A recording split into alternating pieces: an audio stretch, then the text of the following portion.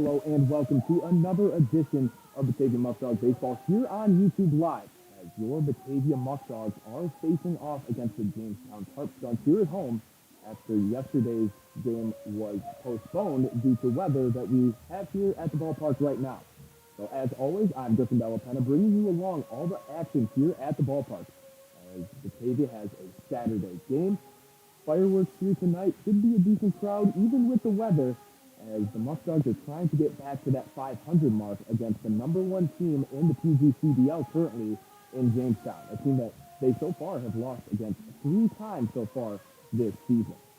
We will bring you your Tompkins Bank of Castell starting lineup after the national anthem.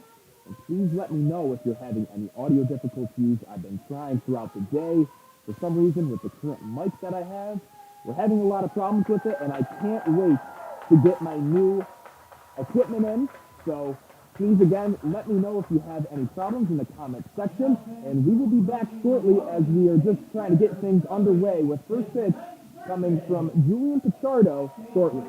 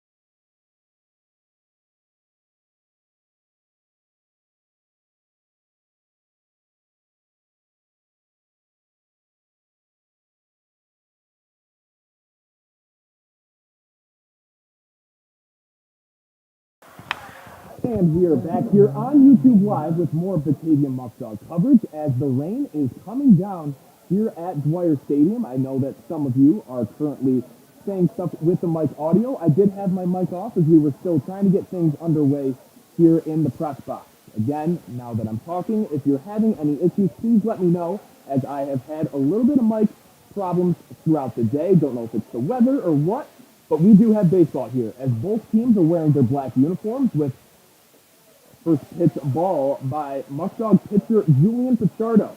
Again, if you are looking for tonight's starting lineups, you can find those on both Facebook and Twitter on both of the Batavia Muckdog baseball pages, as the count is now 2-0 to the leadoff hitter, Hayden Hunt. Again, yep, sounds a little muffled. Hopefully they can see the chat. Yep, I understand. So I'm going to try to keep getting that for you, as again, I'm a one-man crew here, and we were just finding out right before first pitch that my mic was muffled. So we're going to, again, try to get that going for you throughout the game. 2-1 count to Hayden Hunt.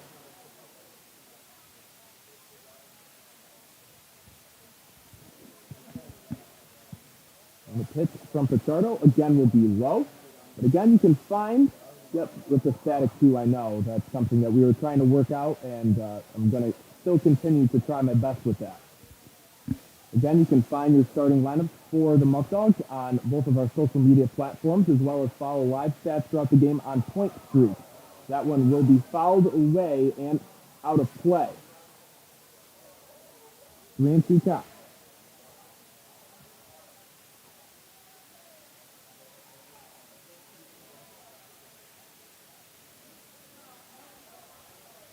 Muckdogs had their first day off of the season yesterday. They played for 15 straight days up until that point. That one's hit back to the pitcher. Julian Pichardo snags it, and he gets his first out of the ball game.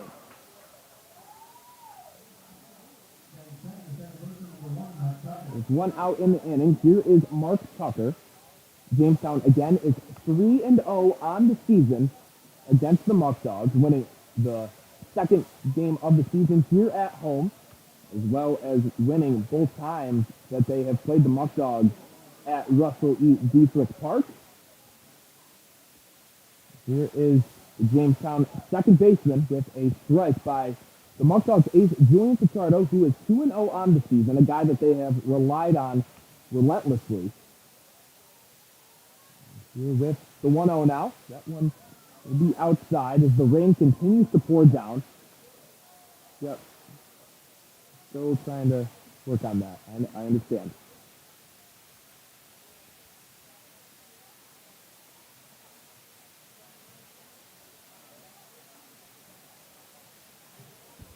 The 1-1 count.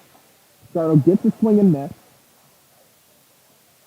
And this weather was supposed to occur all day. But now, right before first pitch, it poured here in Batavia. It's pretty bad timing, just like my troubles with my audio, is really haven't had too many issues as of late with it, as that pitch will be driven into right field. Taking after it is Spencer Marcus. He will get out number 2.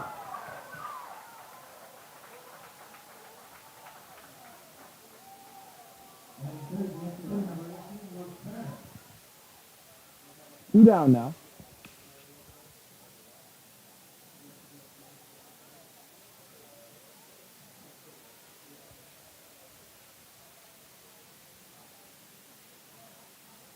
As now here is Luke Turner. He did hit a home run against the Muckdogs this past week. That pitch is in there for a strike this past Wednesday. In a late game loss. The Muckdogs lost that one, 10-6.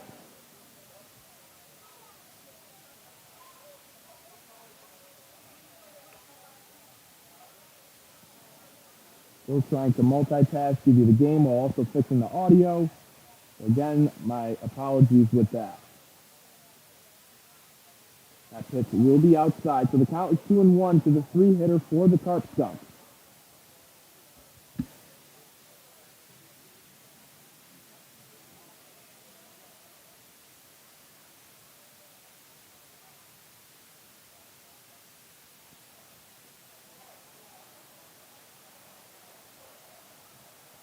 And hopefully that could maybe make a difference for you guys. Not sure if that would change anything. Please let me know. Yep, I understand that the sound is muffled. full count now. Again, please let me know if it's changing at all. We're getting a lot of viewership here. Again, having some mic troubles right before the start of the game. So if you guys could please let me know, that would be great. Trying some different things. So again, just want to give you guys the best coverage possible. As the 3-2 pitch will be inside, so we will have a base runner here for the Tarp Skunks in the top of the first inning.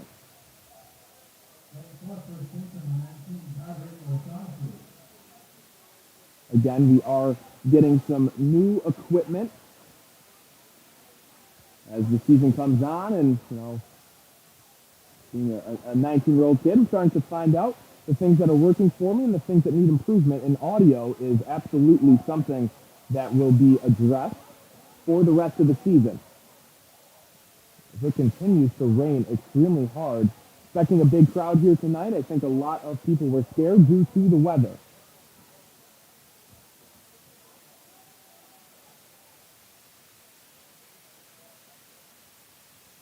It's an 0-1 count to the cleanup hitter for the Tarp Skunks. Patrick O'Shaughnessy plays at Youngstown State. Again, not too sure why all this is occurring right now with my audio.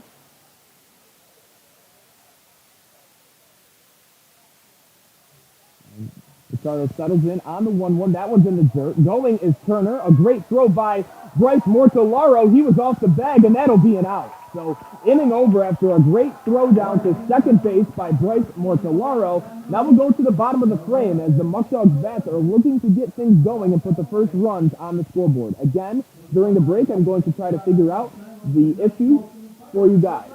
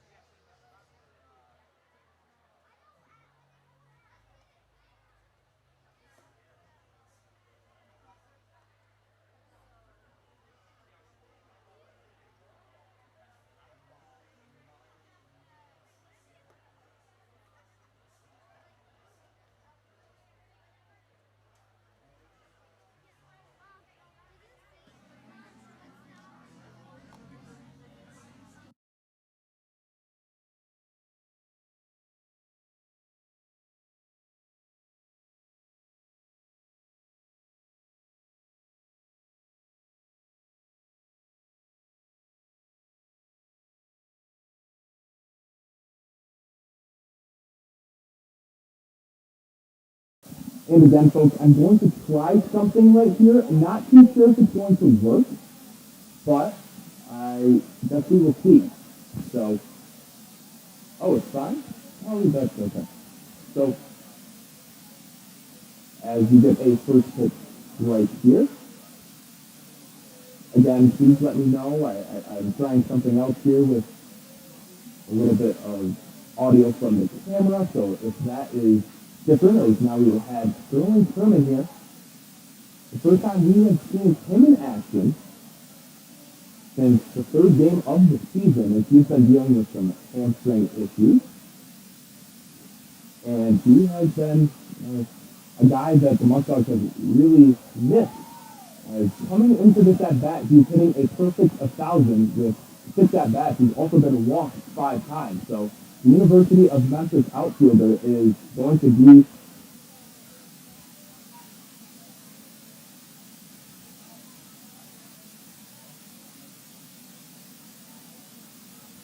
okay. Chapter. So it is a 1-2 count.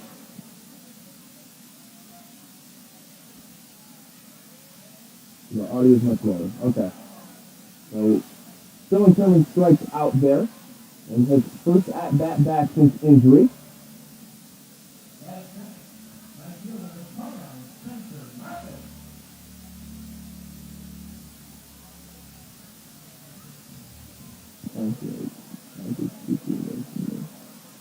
Yep, so I know that it does sound muffled. It is not. As that one's hit into foul ground. Out of play.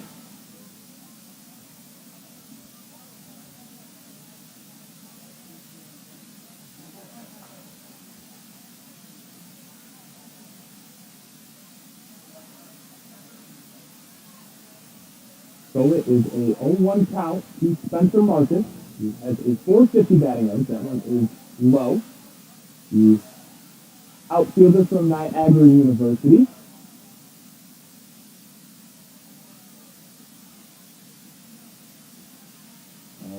We'll try to go back to this for the time being. Still trying to figure things out, folks. So I know I'm hearing from a lot of people that you can't hear me. And again, we're going to try to figure that out. So 1-2 count to Spencer Marcus.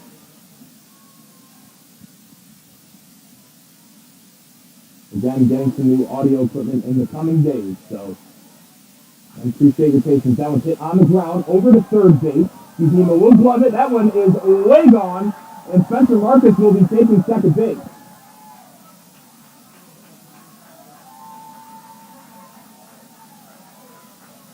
So Spencer Marcus will reach via the E5. And Jamestown will have an error on the play.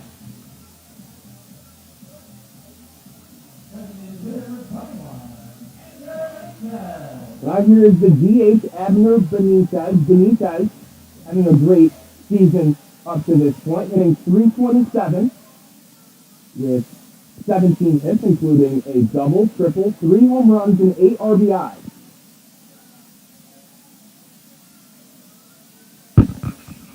This pitch will be inside for a ball.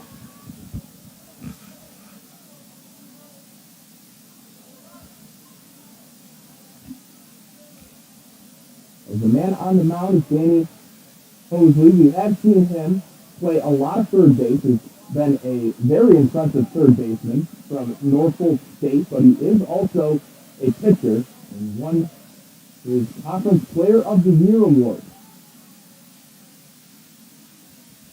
Here in a 1-0 count to the lefty Benitez. That one will be chopped foul off Benitez.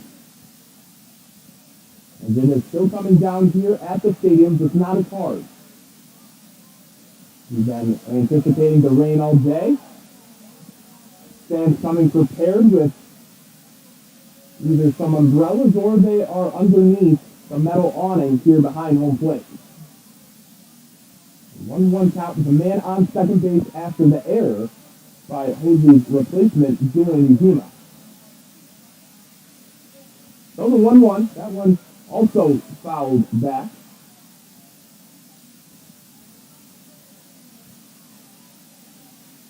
And Benitez trying to pick up his 9th RBI, bringing around Marcus to score. We've seen his approach change a lot throughout the season with 2 strikes, really just trying to put the ball in play and not go down via the strikeout. Here is Benitez, just trying to at least move the runner with just 1 out. Pitch will be in there for a strike. Great curveball by Danny Hosley. And now there will be 2 down in the inning. Also, his second strikeout of the hour.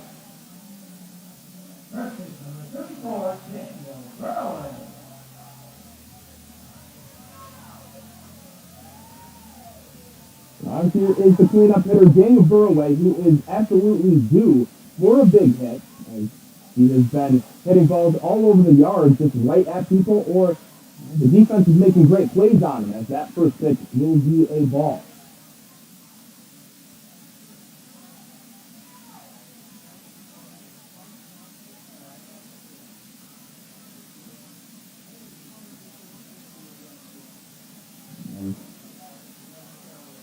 Mosley gets the sign. Burraway calls time. Another night at the ballpark. Muckdogs currently sitting at 5-8 on the season. That is fourth place in the Western Division. As the Jamestown Tarp Skunks are currently tied for first with the Elmira Pioneers.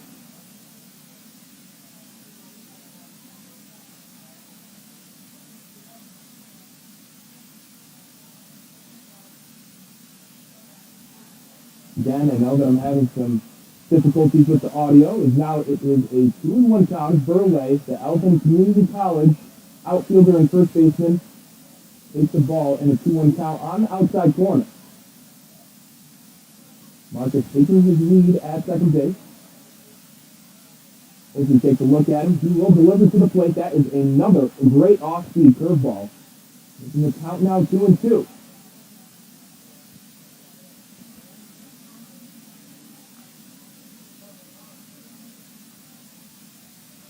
2-2 count to tonight's first baseman.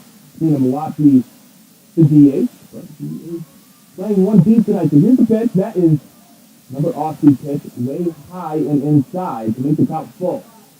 Full count, 2 outs. The man on second base here in the bottom of the first inning. Marcus will probably be in motion once he takes a throw.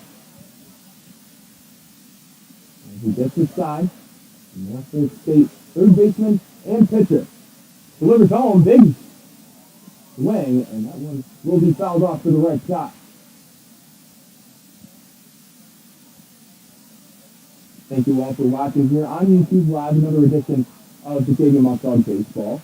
For those of you that are Jamestown Tarp Skunks fans, this is really the first time of the year that I've had this issue, so we apologize as we're just trying to watch your team here tonight. That one is driven by Burraway, but it'll be right at the left fielder Bowers, and that'll be the inning over. So 1 inning in the book, the score is still 0-0 as Julian Pichardo will be back on the mound for the Muckdogs.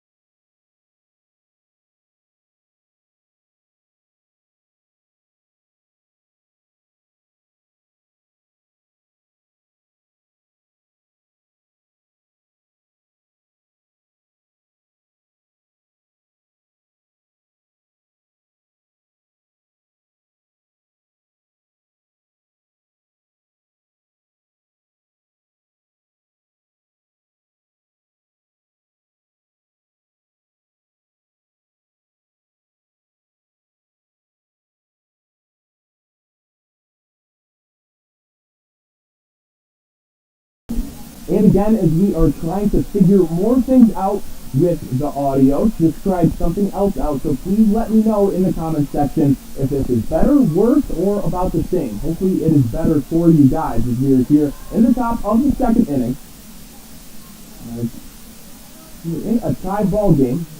Patrick O'Shaughnessy will be back on the mound, and that one will be a 6-3 6-3 putout. Again, so I just tried something else with the audio. If you guys could please let me know in the comment section if it is, better, worse, or just about the same, as we are still trying to figure out these issues that we haven't really had up to this point. So it is a little frustrating. Oh, it's better. Awesome. Good to know. So hopefully it stays like this. Again, I apologize for the first inning that you guys had to deal with that, as it really hasn't been an issue the entire year. So sometimes just blowing on your mic and after a while makes things better. So we are here in the top of the second inning at Dwyer Stadium as the Batavia Muckdogs, currently sitting at 5-8, have some work to do to get back up in the standings, as Jamestown Tarp, Skunks, for example, are off to a great start. Started 6-1, or kind of, as that one goes to the face of Kyle Borello, an 0-2 count. But they haven't been slumping as of late. They just kind of came back down to earth, as now they're tied in first place with the Elmira Pioneers, a team that they faced off against 2 days in a row. Here is Muckdog ace Julian Pichardo trying to get the strike 3 call on the outer half. That one will not be there. Now in a 2-2 count. There's one out in the inning. Not sure if you guys saw, but Patrick O'Shaughnessy rounded out to shortstop Michael Floridas for the first out on the first pitch of the inning. That is a big swing and miss, and now there's 2 down as Julian Pichardo picks up his first strikeout of the outing.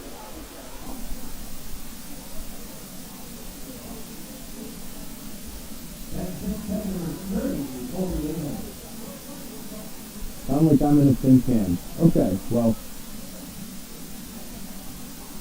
still trying here for you, so. That one fouled by Colby Avon. Still trying to figure out the reasoning for this.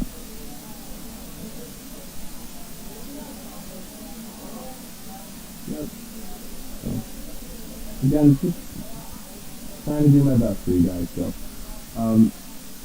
With Pichardo's 0-1, it'll be outside.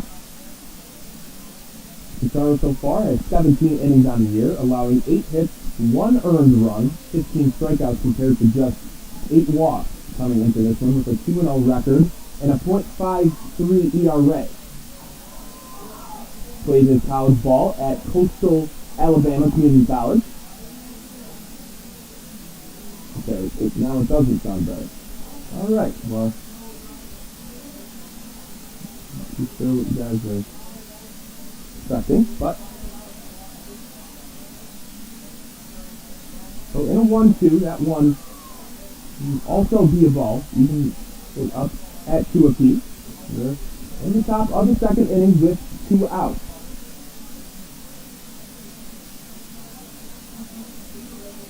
Pitch by Pichardo, that one fouled back to stay alive at 2-2.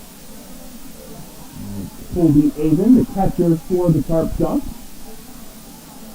He plays his college ball at Division II school Nova Southeastern. That's up his freshman year there. And here is the 2-2 again. Another foul ball off to the right side.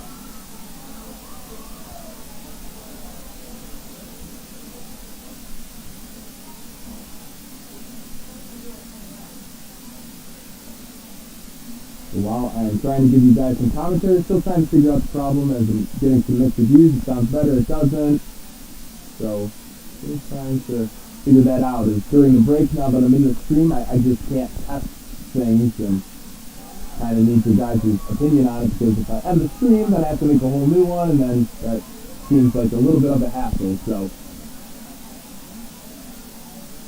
again, maybe this sounds a little bit better. Just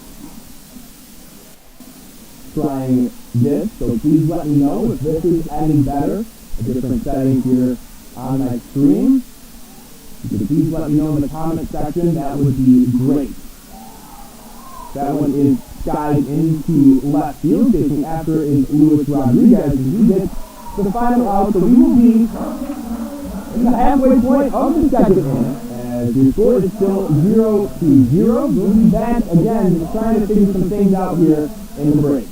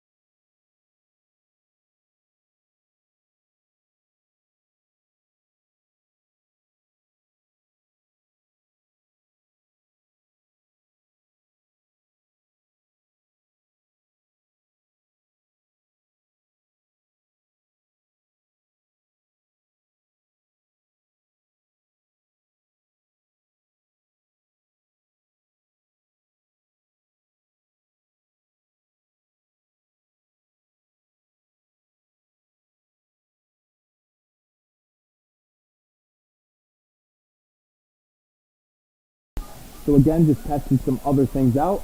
Hearing that there's an echo, trying to disable the camera audio. So if you could let me know if there's any difference now, if I'm a little bit louder, if you hear some background noise, just if you could let me know, that would be great, because I'm just trying my best here as a one-man crew, and just kind of was thrown in last minute to my knowledge. So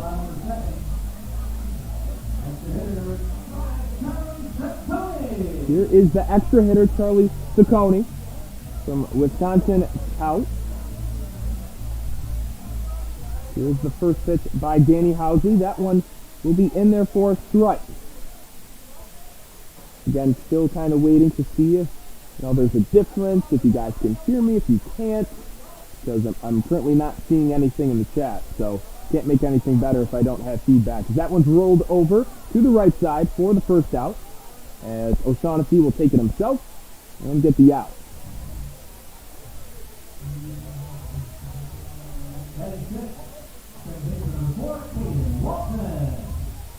So after out number 1, here is Kaden Walton. Walton, a second baseman from Colorado Christian University, as that pitch will be high. Has an absurd amount of hit-by pitches so far this year. Throughout the year, he has already been hit by 6 pitches in games that count towards the PGCBL background, static in the background. Okay. Let's try to bring that down a little bit.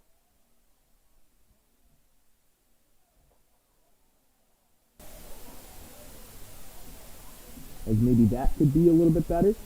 I hear you, some static. Okay. The echo is gone. Perfect.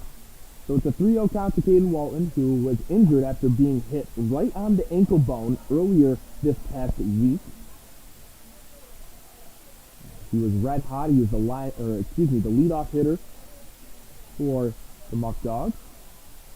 That one will be in there for strike 2. So from 3-0 to a full count with 1 out. He's the nice second baseman for the Dogs.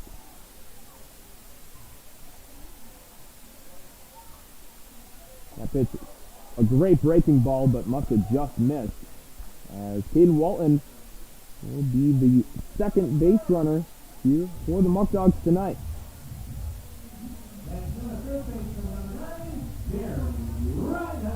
Now here's the hometown kid, Jerry Reinhart, who again was dealing with some ankle injuries, as he was also hit right on the ankle bone and was pulled from Tuesday's game at Elmira.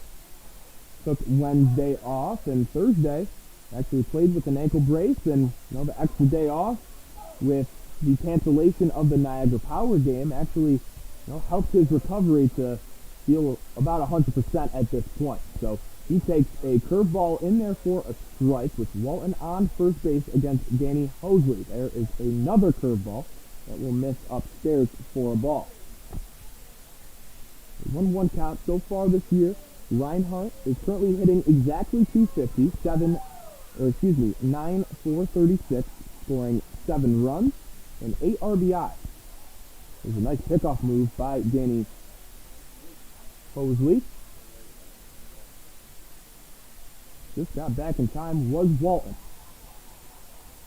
I'll try to lower this a little bit for you guys, for the hometown fans. It was a strike to Reinhardt yet again on an off-speed pitch. Just did that, red D today. Was kind of sick of looking at the gravel, so decided to go to the store and bring the B back. With a little bit of red and some black and white outlines. As that one's hit to the ground, they will go to second for 1, and they get the second out. So Jerry Reinhardt grounds into a inning-ending double play. And with 2 innings in the books now, your Muckdogs are tied with the Jamestown Tarp Skunks 0-0, as both pitchers have had great starts to their outings. During this time, we'd like to thank some of our sponsors: Batavia Downs Gaming, Cinderella's Pizza, Alex's Place, Eli Fish Brewing Company, Noah Hoy Chiropractic, Tompkins Bank of Castile, United Memorial Medical Center, and New York 529 College Savings. We'll be back in just a second as we continue with these issues.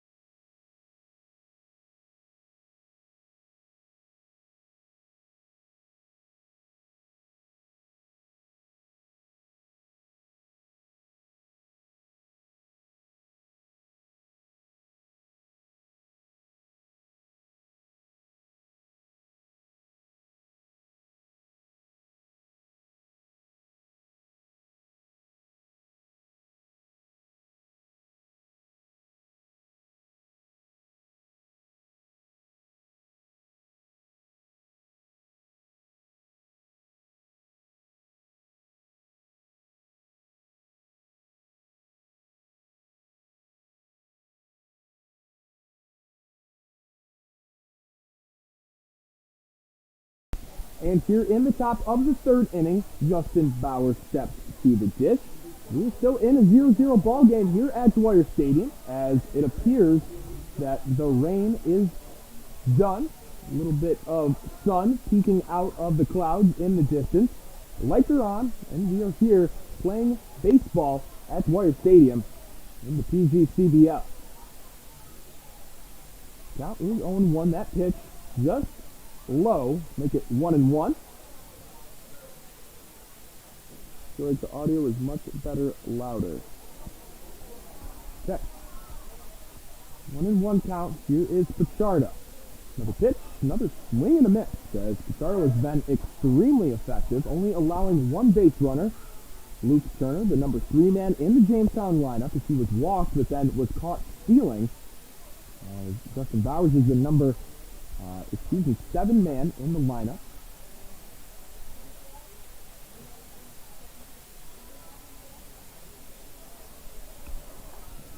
So far this season, we have seen Bowers also play first base. In the last time that Muckdogs squared off against Jamestown, there's a great slider that just missed the outside corner to make it full. And the first batter faced here for Pichardo in the top of the third inning. So far this season, Bowers is currently hitting .227, limited at-bats with just 22. And that one is skyrocketed into shallow center field. Both middle infielders go after it, and they do come down with it, as that one could have been a little ugly with little communication there. Michael Florides is the one that comes down with it, and there will be out number 1. You always, you kind of gasp a little bit. You never want anything to happen with players colliding and the risk of being injured, but thankfully they just kind of touched. There wasn't any, forceful contact that could have made an injury. 0-0 count with 1 out here in the top of the third. Julian Pichardo, the Muckdog ace, on the mound, as the Muckdogs really need to get back in the win column. Currently on a 3-game losing streak, as they were 5-5 heading into the week. Technically 6-5 after the exhibition win against Elmira on a walk-off by Cam Connolly. But couldn't ride that momentum into their next game, as some crooked numbers have been on the scoreboard in just one inning by the opposing team, and that's really been the difference maker throughout this past week. Now a 2-0 count to the number 8 hitter, Justin Bailey. Bailey, a great defensive outfielder, and we've also seen him have an extremely high batting average. So far, Bailey is still hitting .400 on the year. That will lead the Tarp Skunks. He's hitting around .444, I believe, this past Wednesday when we were in Jamestown at Russell E. Beefrick Park. That one is going to be in there, so Pichardo stays in the count. It is 3-1. More fans coming out, sitting in their normal seats, as originally a lot of fans were underneath with their umbrellas or under the awning, and Pichardo gets back in the count, 3-2.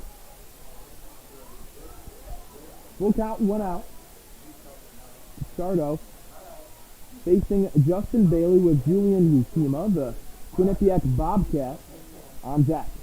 That pitch will be swung on and missed, and Pichardo gets his second strikeout, of the night. As he had a 3-0 count to the Tarp Skunks right fielder, comes all the way back and gets his second out here in the inning. So Yukima did not have any appearances this past year for Quinnipiac, as they really struggled with COVID-related issues and protocols, and just like Canisius, where I attend, we had a lot of issues there as well, just like for the rest of our conference. And it was unfortunate to see because Quinnipiac was actually the preseason favorite to win our conference, and they just didn't have the season that they were anticipating. As I believe that they only won about less than 10 games on the whole season, if I remember correctly. There's a great change-up on the outside corner to even it up at 1-1.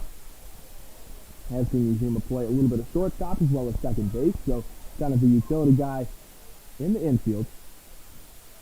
Limited at-bats with only 17. He's hitting 118 at this point in time. Trying to get things going here at Dwyer Stadium tonight.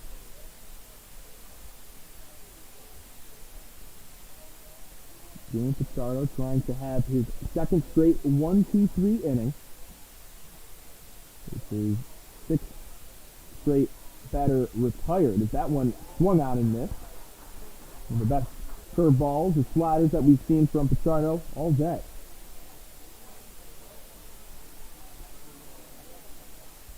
Facing the lefty Julian Yukima is Elijah Pasquale on deck. That one fouled away, so Yukima will stay alive.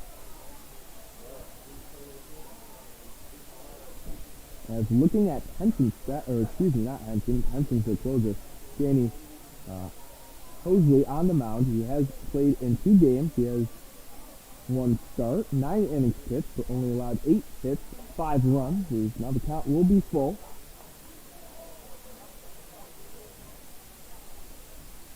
And Hosley with 8 hits, 5 runs, only 4 of them earned and 12 strikeouts. So that'll put him at a 4 ERA. Very respectable for a guy that is also a position player. Starter will lose him that time. With 2 outs, there will be a walk given up. Now here is Elijah Pasquale.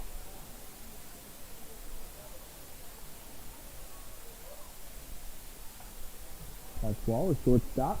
Don't believe that I have seen him in action so far this year. As originally when I got this lineup, he didn't even have a number, so that would make sense. Goes to Aloyne Community College. He fouls away the first one.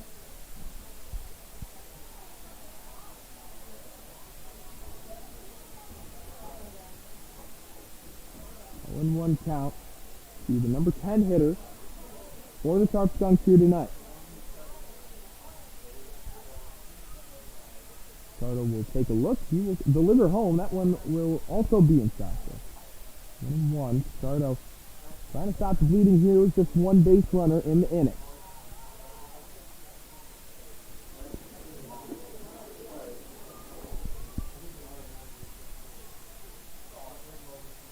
Carter will get the sign. There was a great pitch. Look there on the slider. No dice.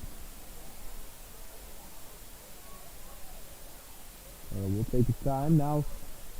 Not as hard of a rain, but just a little bit more of a drizzle. As we really did need some rain on this field. Kind of see the discoloration of the grass. Really just haven't had a lot of water.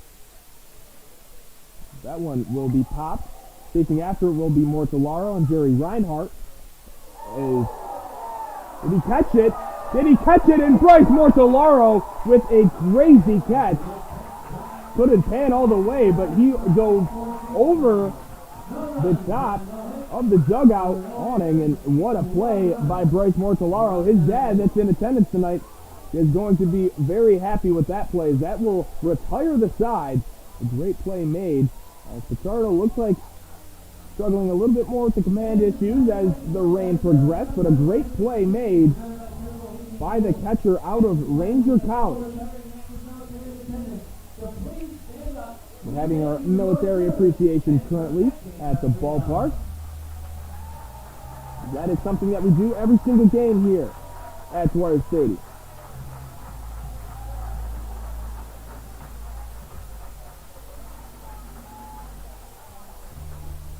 So again, not getting too much feedback about, with the audio. I hope at least it's serviceable for the time being, or at least for tonight.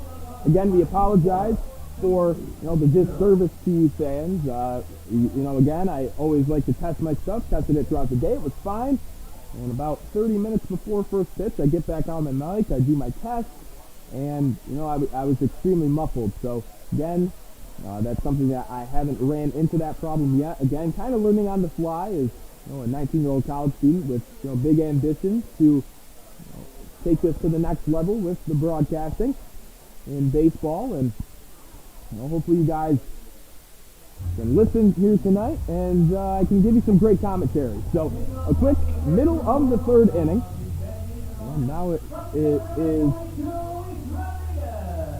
Luis Rodriguez. Luis is also a outfielder from Alabama State, teammate of Abner Benitez, who we saw earlier in the lineup, batting third. And now here's Danny Housley yet again. That one will be inside to start off the bottom half of the third inning.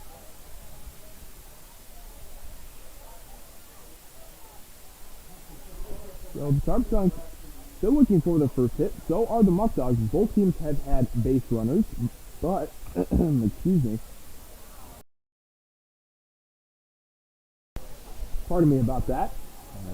Here is the 2-0 from Housley. That one also inside to raise the count to 3-0.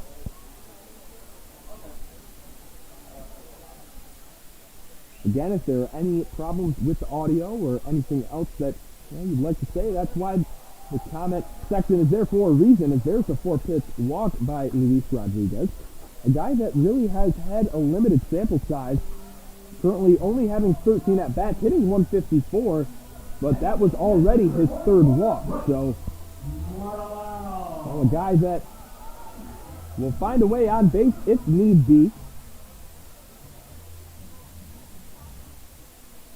So after Reinhart grounded out into a 6-4-3 double play in the last frame, they had the leadoff man on.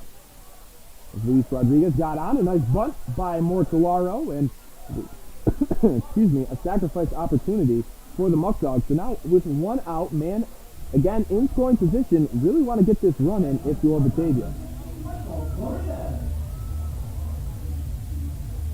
So Mortellaro with a great catch in the top half, and a very team-oriented bunt right there. Bryce, that's right up his alley. He's always about the team and what he can do as a leader and making a difference here in the community, as he kind of took the reins as, again, the captain with a challenger baseball event. So that deals with kids with special needs, as there's a baseball league here in town that is run by our YMCA. And they do a great job with providing an opportunity for these kids to play sports. And we were fortunate enough to host a game here today, as the players loved being involved and helping out in any way that they could. It was the first time that the Muckdogs have ever had an event like that, and we really hope to continue that in the near future. This pitch by Housley, that one outside in the first pitch to the shortstop Michael Florides from Felician University, a Division II school in New Jersey. So with one man out, a man at second base, here is Michael Florides. He puts that one in play. Going to third will be Rodriguez. That one will get away from the third baseman, and that one will later score. So an interesting play, not just to get the out and have a runner at third with 2 outs, even though that was a very aggressive run there by Luis Rodriguez. Pays off in the end, as the Muckdogs will strike on the scoreboard first. That'll be Jamestown's second error of the night. There was a E5 on tonight's third baseman, Julian Ujima, and then that time right there, an error by tonight's shortstop, Elijah Pasquale. So, still don't have their first hit of the night, but a run on the scoreboard, no less. He was one out, and again, a man at second, and Floridas did advance to second base. So Luis Rodriguez scores, again, very clutch for Mortellaro to get that bunt down. As, you know, if he didn't have a man at second base there, that never would have happened.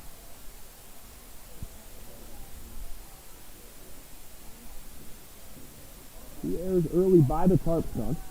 Something that they have really limited against the Muckdogs in prior games is playing a clean game of baseball, and so far here tonight, that's not the case. The Muckdogs still held hitless in this one. But now here is the leadoff man, Sterling Turman, as we saw him retire for the first time this season. Coming into this one, batting a perfect 1,000.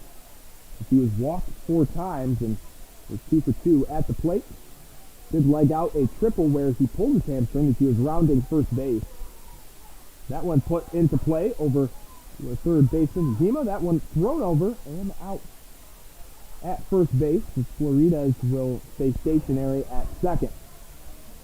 Sterling Turman still getting his feet wet after a long time off.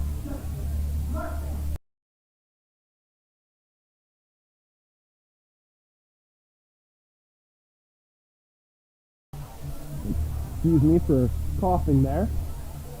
Spencer Marcus back up to the plate with the man in scoring position.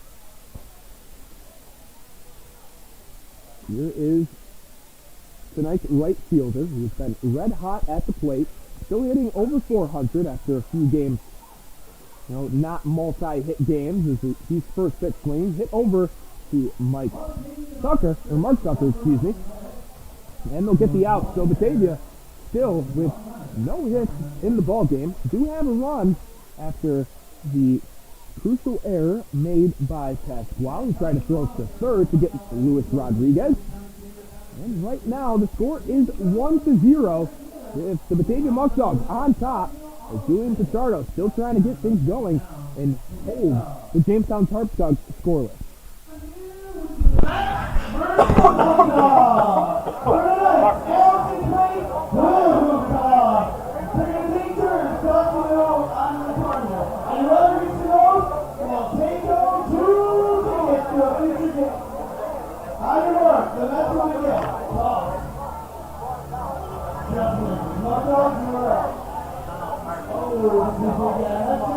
At 4.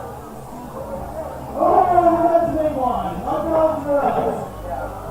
Oh, it's tied 1-1. That's your up. All right. 2-1 left. Number 4, like you said. We move back to the last little bit. Okay. That starts off. Empty net. Muckdogs are up. Oh, we got some net. One more toss. That's the start. Oh, the team is taking 1,005. And we have a tie! Hit over! And remember to check out Allison Praise for Batavia for the best Rams in the state.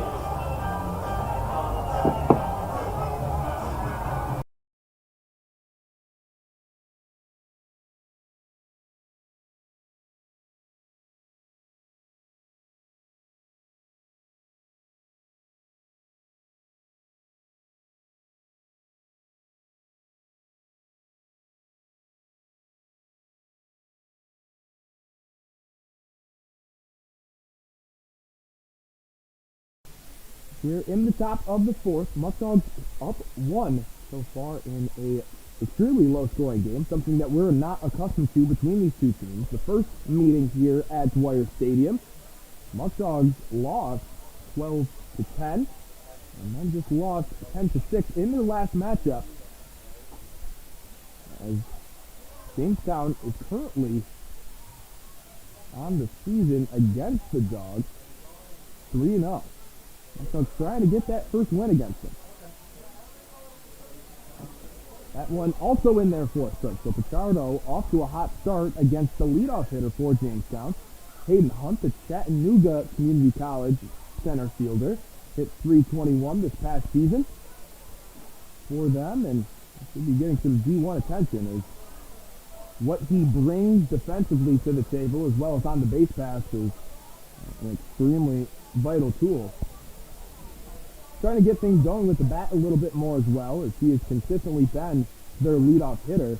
9 for 38 right now for a .237 batting average with 4 RBIs, and I might be wrong here, but they might be all coming against Batavia as he has continued to impress. Wide turn there, going back to first base is Hunt. So he'll get the leadoff single. That'll be Jamestown's first hit of the night, first hit between both teams, as it has been a pitching performance, to say the least, for both Pichardo and Danny Hosley. Mortalaros is going to come out and talk to his pitcher. We will also see clubhouse manager Eric Mozicki give a few balls to our home plate umpire as well. Man on first is Hayden Hunt. We have seen him steal a good amount of bases as well.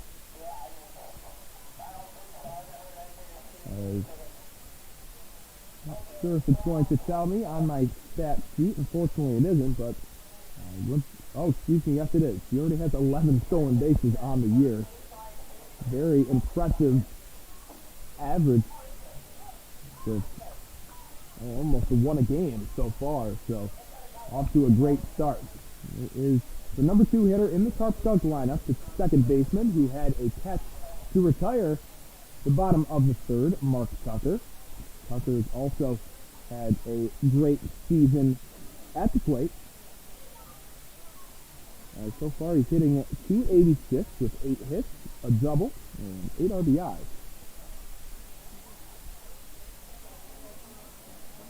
Tucker plays at North Georgia, a Division II school. We've seen a lot of other teams in the PGCBL have guys from North Georgia. That one upstairs, 4-1. Again, I'd like to thank you all for listening here on YouTube Live with more Batavia Muckdog coverage. A 3-game homestand now for the Dogs. Tonight, tomorrow, and also the exhibition game on Monday against the Pioneers. Tomorrow will be a 4:05 start against the Niagara Power, a team that the Muckdogs faced here on Thursday night.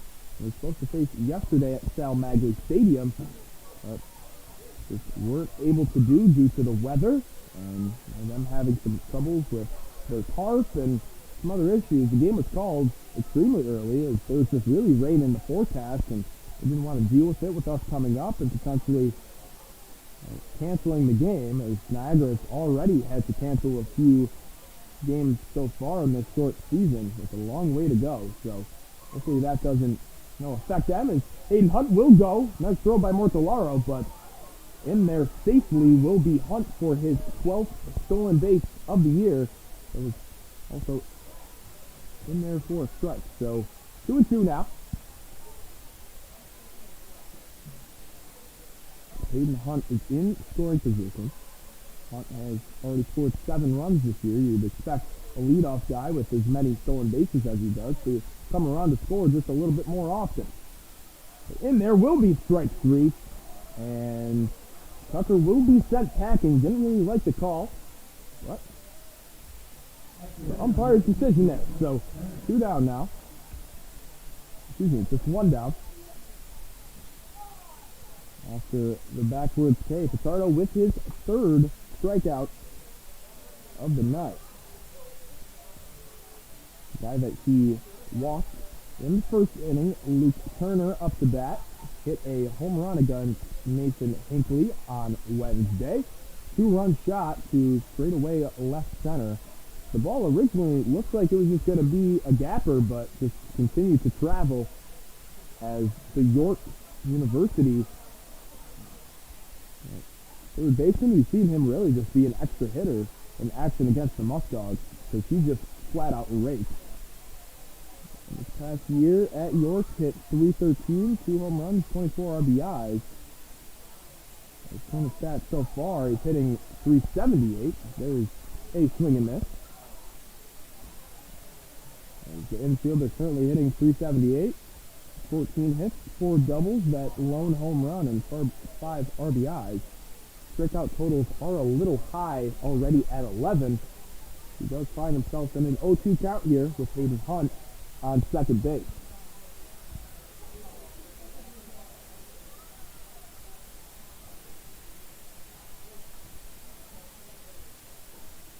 So take a look at Hunt. We've already seen his speed. That one will be upstairs. A nice waist pitch there. Maybe a little pitch out just to see if Hunt was going to be in motion. As head coach Jordan Baisley has shown throughout these meetings between these two teams that he can be extremely aggressive on the base pass as well as playing small ball. He bunted 4 guys in a row in a huge 8th inning. Against the Dogs, that one, looks right down the middle, but called for a ball. Nice pitch there by Pichardo. Kind of buckled Luke Turner there. I don't know if anybody else also has this problem, but having Mark Tucker and Luke Turner back-to-back, I don't know why I feel like I'm sometimes interchanging both of those guys' first names, as that one will be followed back by Luke Turner.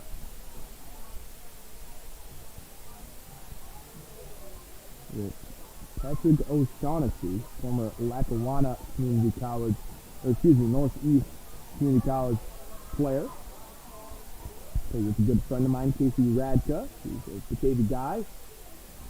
High school baseball with him and played at Northeast with O'Shaughnessy after he is now at Youngstown State with the Penguins.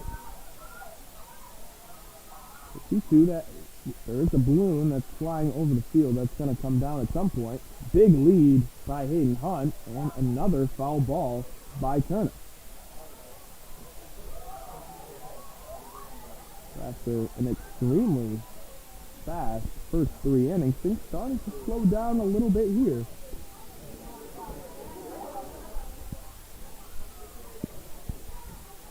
Turner stepped in the box, he'll be ready to go. Both teams wearing those black uniforms. Can differentiate as an all-black uniform for Jamestown with the teal socks and the teal numbers on the back. So, normal black jerseys being worn for Batavia here today. At some point this season, Muckdogs will be having an auction with these jerseys.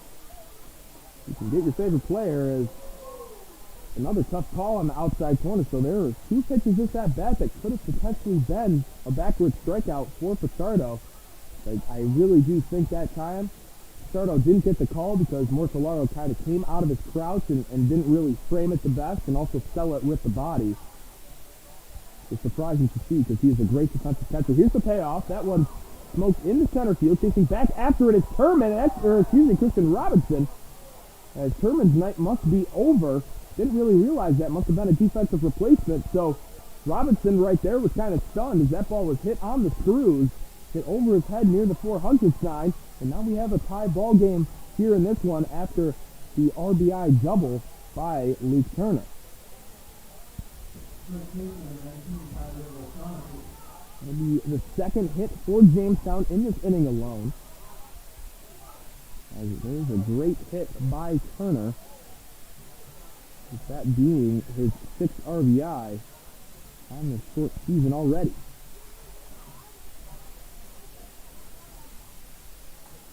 There's a pitch by Pichardo, slicing off to the left side.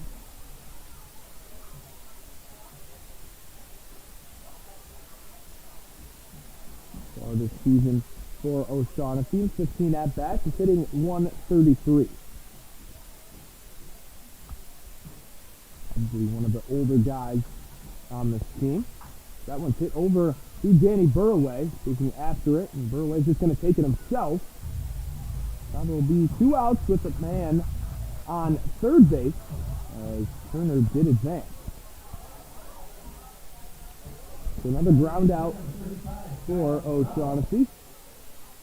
But in doing so, moves over the go-ahead run.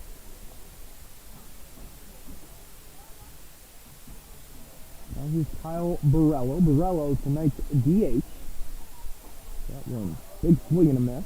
He did strike out. That's in the second inning.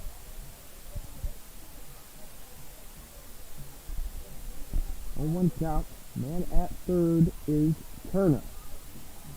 Chardo trying to limit the damage to just one as he gets way ahead in this count. 0-2 already.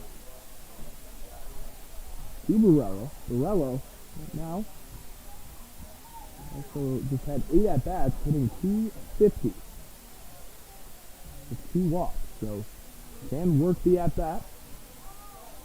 Chardo will deliver home, and that pitch looks like it almost had the outside corner. Mortellaro couldn't hang on. And the at-bat will stay alive.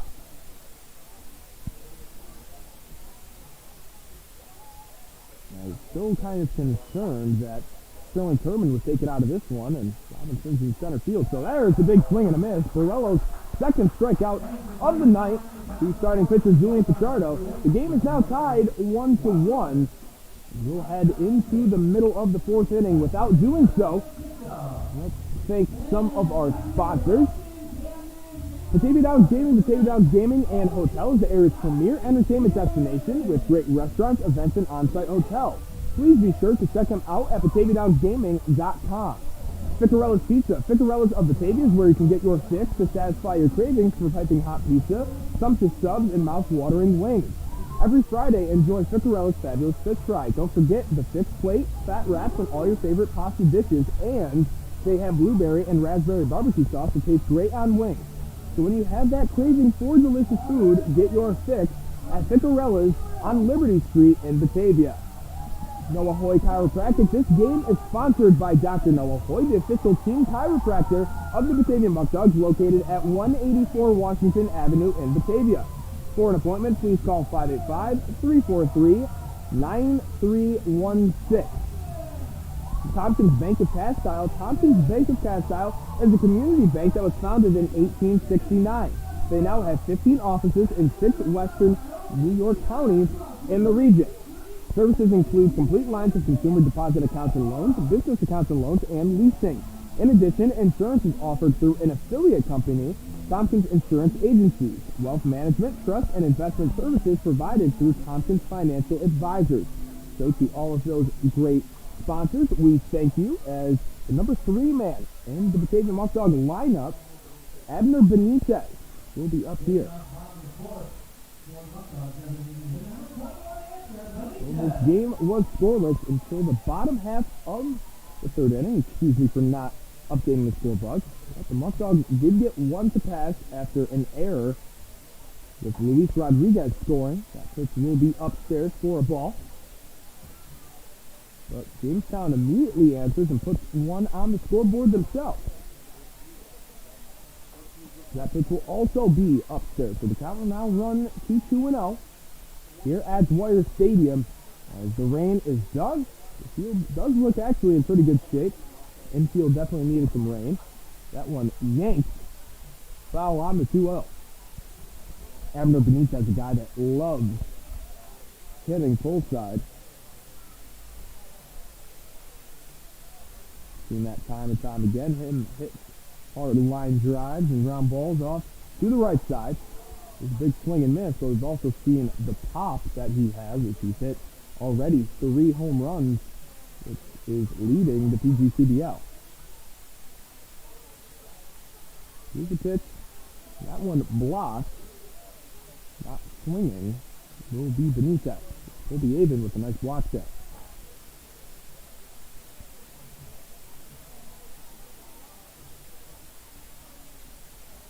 After 2 hits to Jamestown, Muckdogs trying to get in the hit column as they are tied 1-1 with no hits in this one. It's Benitez will be out on strikes after the leadoff strikeout. It seemed like he timed that one, seemed a little late on it. Benitez will be the first out. Here's Daniel Burway. And another hard ball out to left field, but it was caught and retired the side in the first. Went in there for a strike as Danny Hosley, still on the mound. That pitch will also be swung on and missed. So quickly, the first two Muckdog batters here in the bottom of the fourth inning both found themselves an 0-2 count. And the pitch, that one also fouled away. So staying alive at 0-2 is big man Daniel Burway, with Charlie Ciccone and Kaden Walton due up after Burway.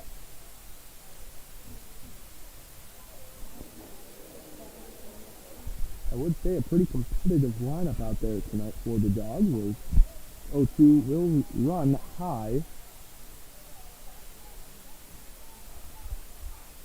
So we will see at the top of the order if Robinson was just a defensive substitution or Sterling Bay's going to be done. He's really taken that time with the injury, and with hamstring injuries, you always have to be cautious as much as possible. You don't want to also be, too cautious that it waits too long and risk of injury continues to grow. It's the opposite here, and 0-2 now to a 3-2 count. We have the payoff pitch from Hosley. And the pitch will be a ball. Walking it off was Burway. Maybe before that one was even in the glove.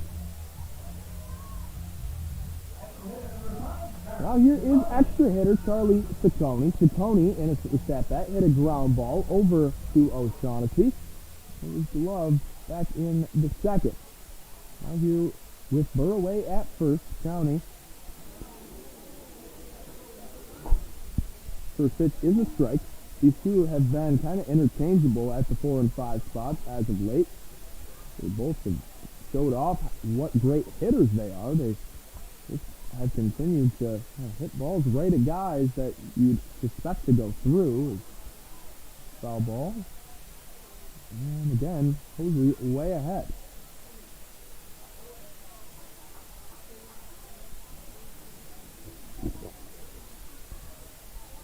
O2 count.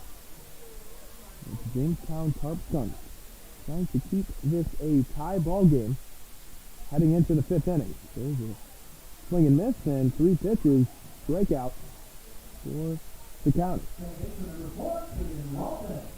Here's Kaden Walton. Was walked as he continues to get on base and do whatever he can. Put his body on the line. Doesn't even stand close to the plate either. Not right over it.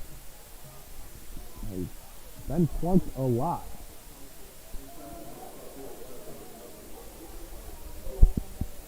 There's a ball in the dirt. It's blocked by Avon there. Really been impressed with his catching ability. Looked up a little bit at Nova Southeastern. Seems like they have a pretty good program now. There's another ball low. Ethan Knight's second baseman has seen Cam Connolly there a lot with Walton's absence. That's kind of how he got his break and getting into the starting lineup and being the leadoff guy, but giving him the night off and trying to get Caden's feet wet yet again. As the injury bug hasn't fully hit the Muckdogs, but it's definitely kind of lingered with them for this past week as their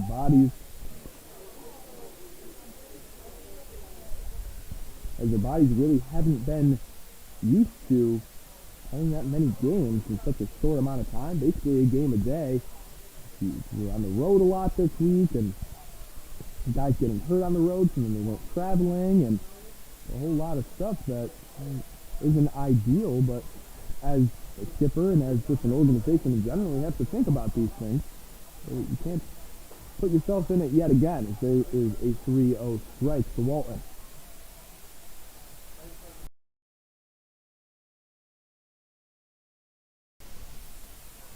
Here is Hosley again. He'll deliver home.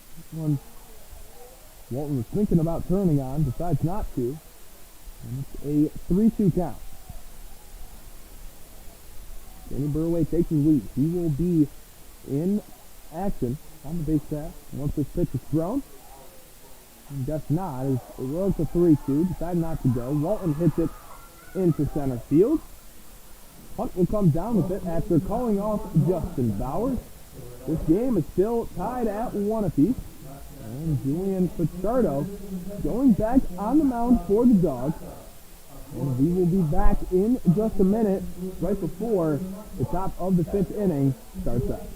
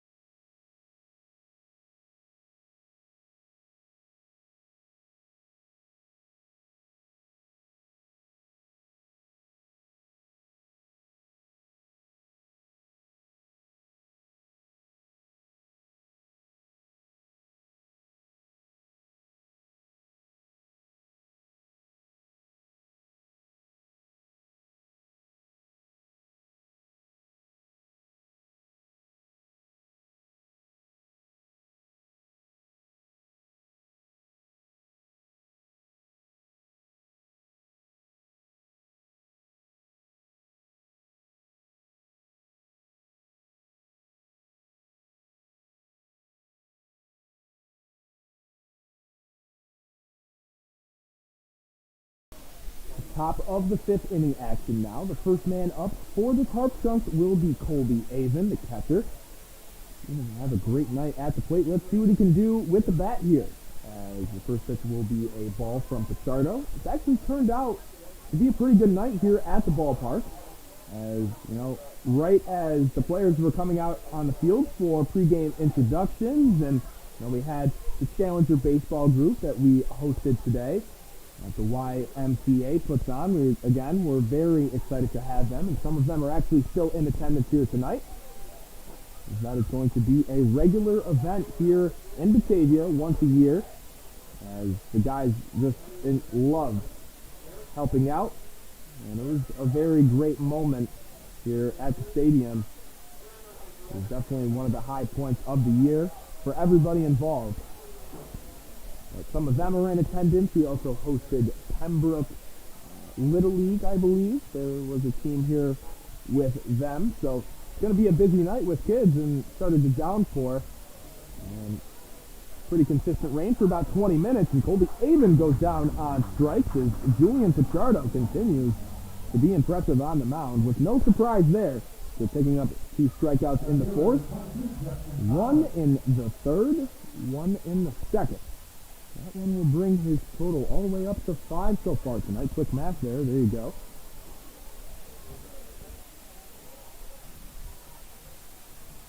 And that is a strike. Apologize for not updating the scoreboard quicker. And there will be 1 out as now Justin Bauer steps up to the dish. There's this. And Chief Central, that one's hit back up the middle. Pichardo tried to get some leather on it, couldn't get there in time, so there'll be another base runner here for the Tarp Skunks.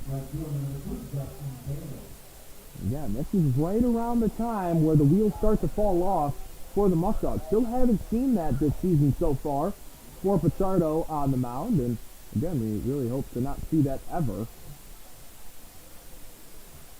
As he has been grooving, had a .53 ERA before that last one given up. Still will be under 1.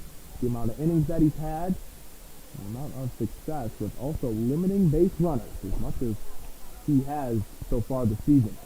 First pitch to the right fielder, Justin Bailey, will be upstairs. Bailey so far this year, leading the Tarp Skunks in batting average.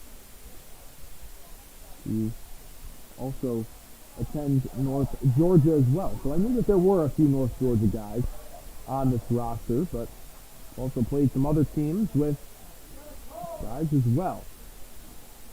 Mansfield Destroyers, I also believe, had a player from North Georgia as well that we played in an exhibition game earlier in the month. It's a 2-0 count, man on first base, and Justin Bailey, who hits in the 8-hole, even though he is leading the team in batting average. That just shows the type of versatility that, one, this lineup has, and also Jordan Baisley as a head coach. I've seen Bailey at the top of the lineup. I've seen him at 10th. I've seen him at 9th, and now we see him at 8th. So they really like moving these guys around. Not too many guys stationary with their spots other than Hunt, Tucker, and Turner from what I've seen. That could be different against other teams. I'm not too sure, but with my personal experience covering the Tarp Skunks for the 4th game, that's what I've seen up to this point.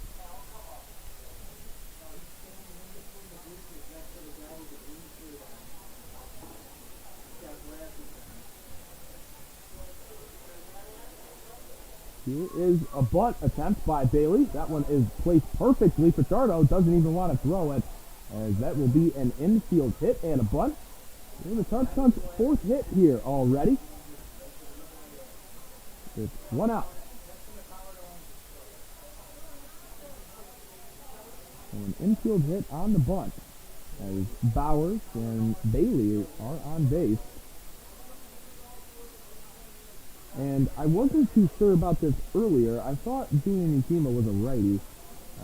I apologize, as it's been Chase Carlson this whole game. The lineup that I was given, Ukema was in the lineup, so it's actually been Chase Carlson playing third tonight.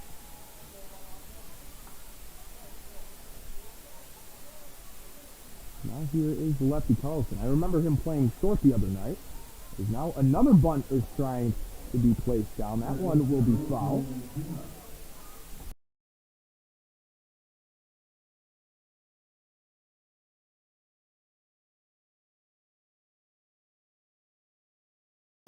As I just informed the other guys here in the press box, is I picked up the number, even though they are kind of difficult to see for us with them being that, light blue, baby blue color with the back of the jersey being black, so it's kind of tough to read them.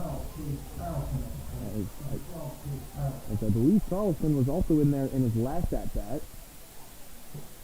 The lineup that we were presented, I don't know if he was like a late game scratch or something, but nevertheless, Carlson will be the man at third for the Tarp Skunks. He's the number 9 hitter. Elijah Pascal, the shortstop, due up next. With 2 men on, here's the 0-2. That one is put into play. Walton will go over to his left and get the out. So again, 2 runners will advance, but another out as Pichardo trying to get out of the inning here. So back-to-back singles. One just a line drive up the middle, another on a bunt attempt.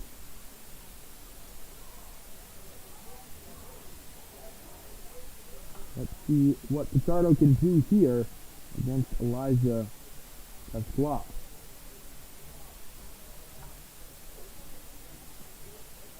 And the pitch, that one hit into center field. Coming in on it is Christian Robinson, and Robinson will get the final out. Julian Pichardo's fired up as he gets out of a big jam there to keep the game at 1 apiece, and he's probably telling his hitters right now, give me a little bit more run support as I'm grooving, I'm getting out of my jam. I hope you guys have my back too. As here in the bottom of the 5th inning, Gary Reinhart, Luis Rodriguez, and Bryce Mortellaro are the first 3 due up for the Muckdogs. We'll be back in just a minute with more Batavia Muckdogs baseball coverage here on YouTube Live.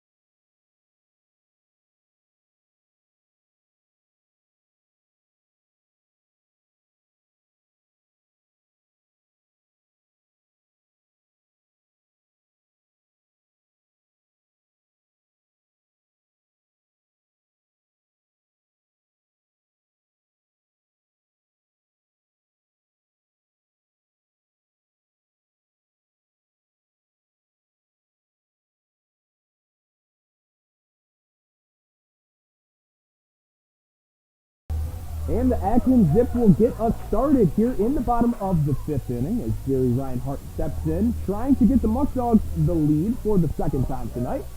As they they originally led this one 1-0, as the guys at this part of the order kind of got things started. Luis Rodriguez got a leadoff walk, was bunted around by Bryce Mortellaro. And after that, Michael Florides put a ball in play, hit it over to the shortstop, Elijah Pasquale, and Pasquale decided to throw it to third to try to nab Rodriguez. And the ball was thrown away. There's a nice inside-out swing by Jerry Reinhart. That one is going to get down. It's in the corner. Reinhart, with his speed, is going to get into second base.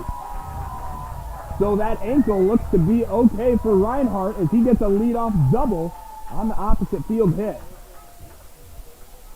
Jerry Reinhart right there, getting things going for the Dogs, like I said.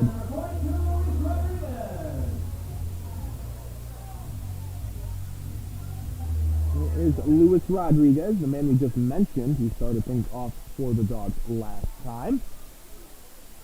Trying to do the same thing again. Jamie Hosley still on the mound for the Tarp Skunks, I believe, after talking to a fellow Canisius College Golden Griffin, Justin Giuliano. The left-hander will be the first one out of the pen for Jamestown here tonight. Things can change, but that's just, my inside sources telling me some things on the Jamestown side. Here's Luis Rodriguez. And that pitch will also be a inside curveball, this time for a ball. As Rodriguez saw limited time this past year at Alabama State, but as a freshman, not expecting a lot of time. Abner Benitez was, basically an every-day starter. That one was fouled off Rodriguez.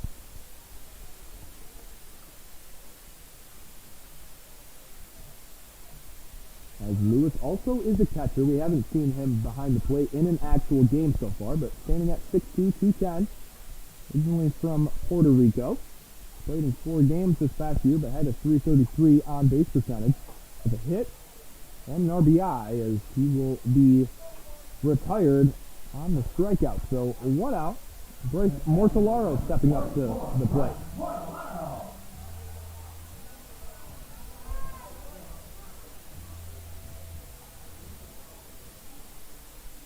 Mortellaro stepping up. He is officially 0 for 0 on the game due to that sack bunt. Back in the 3rd. Here's Mortellaro. First pitch he sees will be there for a strike. I mentioned before that his dad is here in attendance tonight, Mr. Mortellaro. They're from Lakeland, Florida, and made the flight up here. It's a surprise to Bryce for the Father's Day weekend, and very appreciative of that.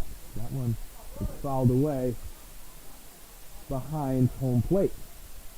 Like I said, originally from Florida, but plays at Ranger College in Texas. And again this year, is a COVID freshman, 6 foot 220. Hit 224 in 15 games for Rangers. That one is drilled into the gap. That's going to make his dad happy, as that will easily score Reinhardt, as he will jog in, and Bryce Mortellaro with a double. So Mortellaro having one of the best games we've seen him have up to this point, as he made that great defensive catch along the Muckdogs dugout. That will be the go-ahead run, as your Muckdogs are now up in this one 2-1. Mortellaro going the other way, scoring Reinhardt, as he also had a double going out towards right field. And here's another guy that's dealt with some injuries, Michael Florides, the middle infielder, plays at Felician. Had a dislocated finger, but he's coming back from it. So far for Florides, hitting 200 and just 10 at bat. Again, that one hit on the screws, a nice pick. Is that one they're going to say safe, but a great slide by Bryce Mortellaro to go to the outside of the bag.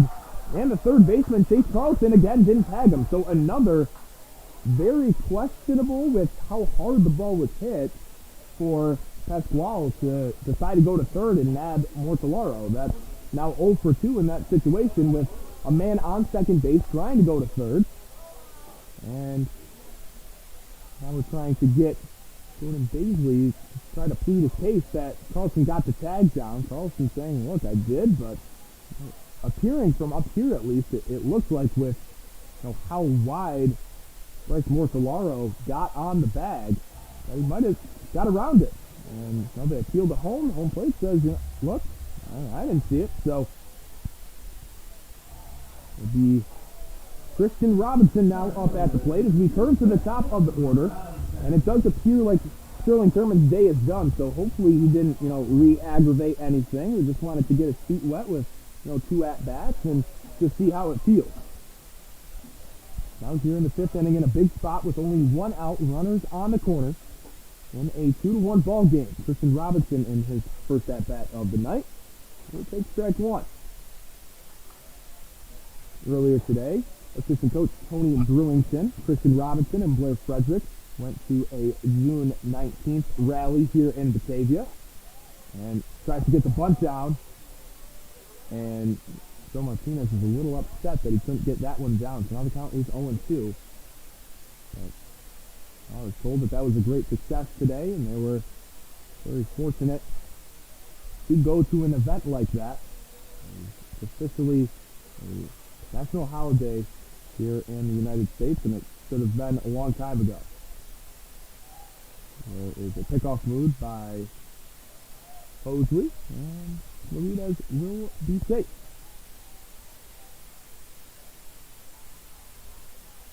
I'm not exactly sure what to... I believe I'm just going to give Floridas the hit.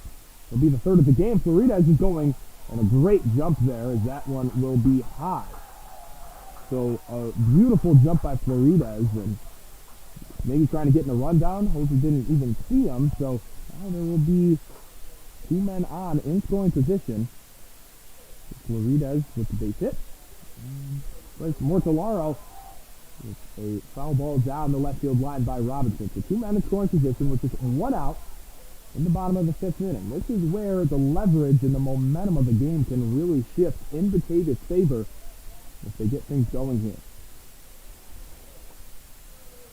Robinson in a big spot. We have seen him come up clutch in Elmira last week in a win there. Some great damage at the plate with an RBI single the other way. That was the go-ahead in a game that I believe at the time was tied 7-7. He came up big, put the Muckdogs on top in the in the top of the 8th in that one. And another big spot here in the 2 count. Clark State outfielder will put that one in play. Going back is Mortellaro. A strong throw with the speedy Robinson. You got to be careful with that as Carlson just nearly got that throw there in time. So Robinson's first at bat, he will be retired. As big for Robinson there, just put the ball in play. In that situation, you want to at least make the defense make an error, which we have already seen them make 2 errors tonight, and also some interesting decisions with throwing the ball around. So with him just putting the ball in play to Carlson, a guy on the left side of the infield that has not had the best night, that was, the right approach, I guess you could say. So Spencer Marcus here is 0 for 2 so far, has reached after an E5 by Carlson. Again, could have had another wild throw. That was when it was still raining pretty hard out here, but nevertheless, there's another ball hit off to the right side by Marcus. Who at one point in time, about this time last week, was up there in basically every statistical category in the PGCBL. Again, still very impressive numbers, but Niagara University and Canadian native just kind of, he fights that one off there. He just kind of came back down to earth a little bit as he was playing some of the best baseball of his life. He was on a complete tear at the plate. Not saying that he isn't doing that now, but not to the same magnitude, I guess you could say. Here is tonight's right fielders. That one will be outside. So far, Spencer Marcus is from Satnam, Kent, Ontario. Started his collegiate career at Dodge City Community College in Kansas. That one swung on and missed. Couldn't really time that one up. So a tough position to strike out there, as there were two runners in scoring position trying to add on to that lead that they also did get this inning after a big RBI double by Bryce Mortellaro. Guys can see here with the end of the fifth inning, the kids' run is in effect, and we will be back here in just a minute. As 5 innings are in the book as the Tigers trying to get back in the win column. They are currently up 2-1.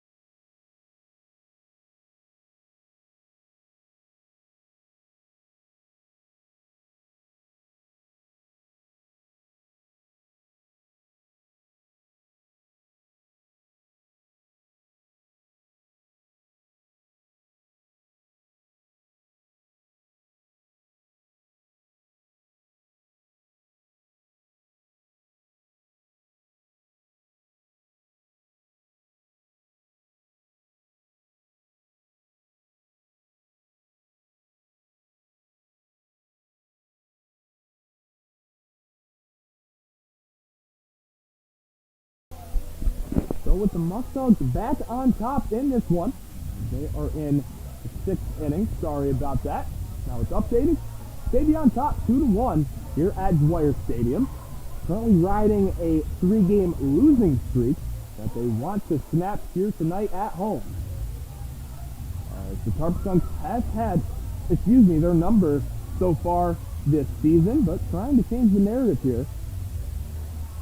They are tied at first place in the Western Division here in the PGCBL.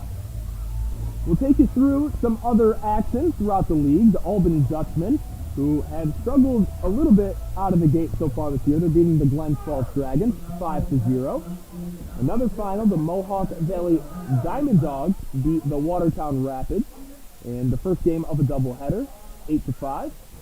The Newark Pilots with a 5-0 lead against the Niagara Power. And the second game of the Watertown Rapids doubleheader. Watertown currently is up 3-1. Obviously our game is 2-1 in the top of the 6th. The Sauger Chief Stallions are currently beating the Amsterdam Mohawks, who, their team is absolutely loaded with high-level Division I talent. They're currently down 1-0 as those two teams are going to battle up at the top. The Oneonta Outlaws, who are still looking for their first win on the year, are currently ahead of the Auburn Double Jays, 5-2. Elmira and Geneva tonight was postponed. And that's all the action we have here in the PGCBL, as it is going to be a crazy stretch throughout the end of the year.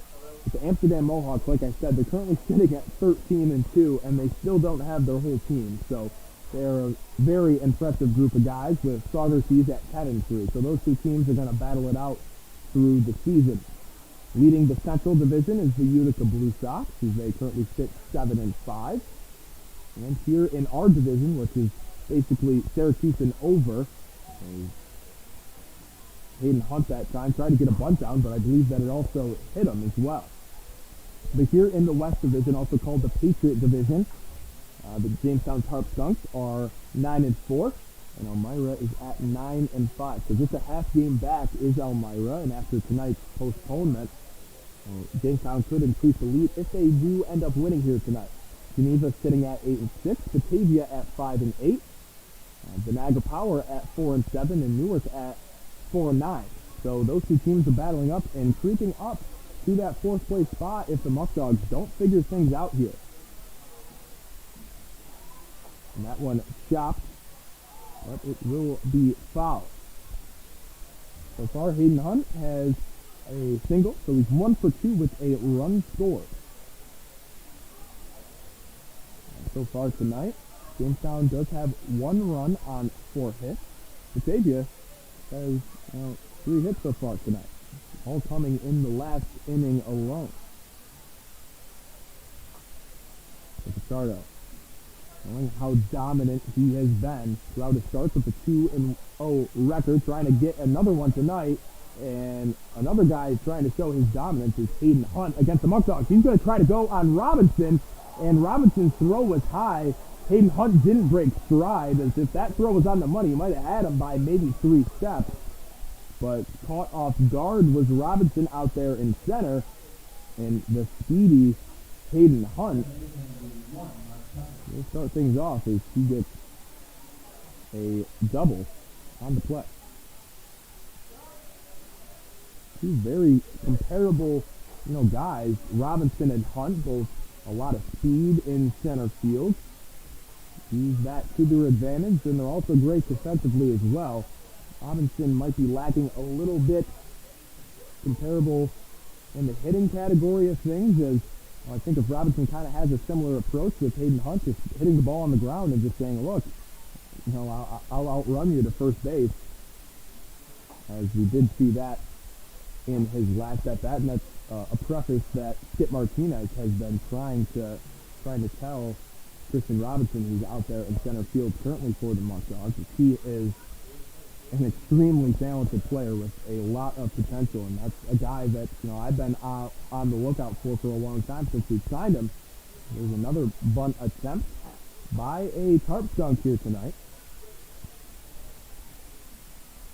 For those of you wondering, the Tarp Skunks just recently equipped that name in the past 2 years, as they were Jamestown Jammers for a long time, but after a fan vote, the Tarp Skunks won it, dealing with the skunk aspect of things, with not a skunk infestation in Jamestown, but specifically at Russell E. Dietrich Park. They're known for having skunks, walk through the outfield grass and by the visitors' bullpen and inside the tarp. So it is a very fitting name for them. As here's the 2-1. I do with the Tarp. Takes a few looks at Hayden Hunt, make sure he doesn't go. That ball will be high to Mark Tucker, who is 0 for 2 tonight with a strikeout. As I believe that some guys coming into the game possibly for the Muckdogs could be Trey Bacon as well as Carlos Rodriguez, who again has been chomping at the bit to get in a game this year. He has not pitched in the last 8 days. Justin Giuliano, like I said before, is getting hot in the Jamestown 10. Batavia finds himself on top in this one, 2-1, but again, man on second, no outs, and a 3-1 count.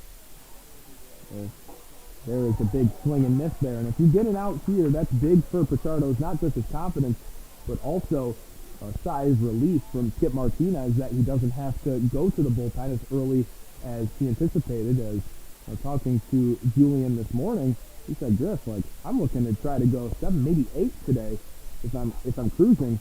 And there is a big strikeout, his second of the day against Tucker. And he gets, again, a big out right there. Coming back in the count, showing how great of a pitcher he is and battling back.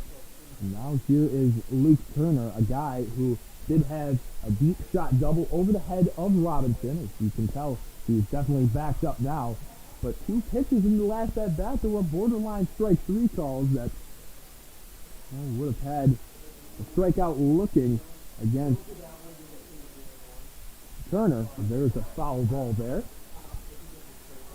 But had, a backdoor, excuse me, not a backdoor, but a great slider on the outside corner. Could have been a strike, and then Bryce Mortellaro didn't really have his best framing technique on one of the outside fastballs that Pichardo had. That looked like it was the outside corner, but just with his body moving, might have thrown off our umpire behind the plate if it was a ball or a strike. That one will be called a strike, and now it'll be 0-2. So Pichardo maybe hearing that the bullpen is getting hot, or looking over, or seeing some gestures by Skip Martinez, and he's saying, look, Skip, I'm gonna continue to dice in this one.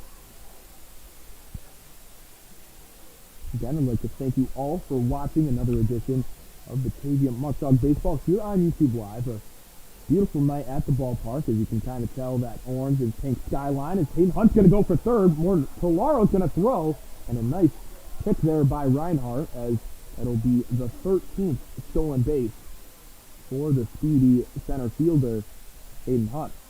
1-2 count, onto the number 3 hitter, Luke Turner.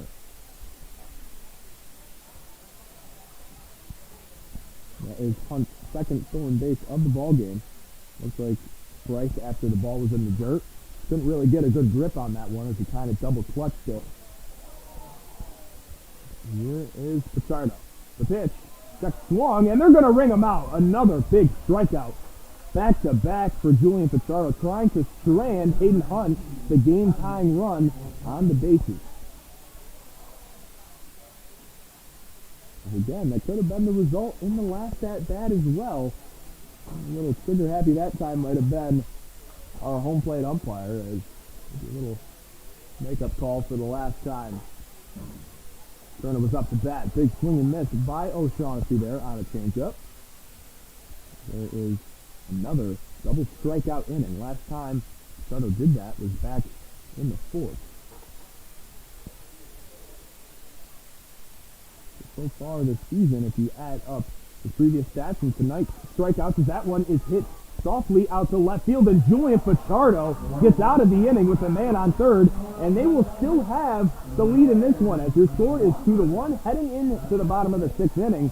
Julian Pichardo allowing that double to start out the inning by Hayden Hunt, and he did not let it affect him one bit.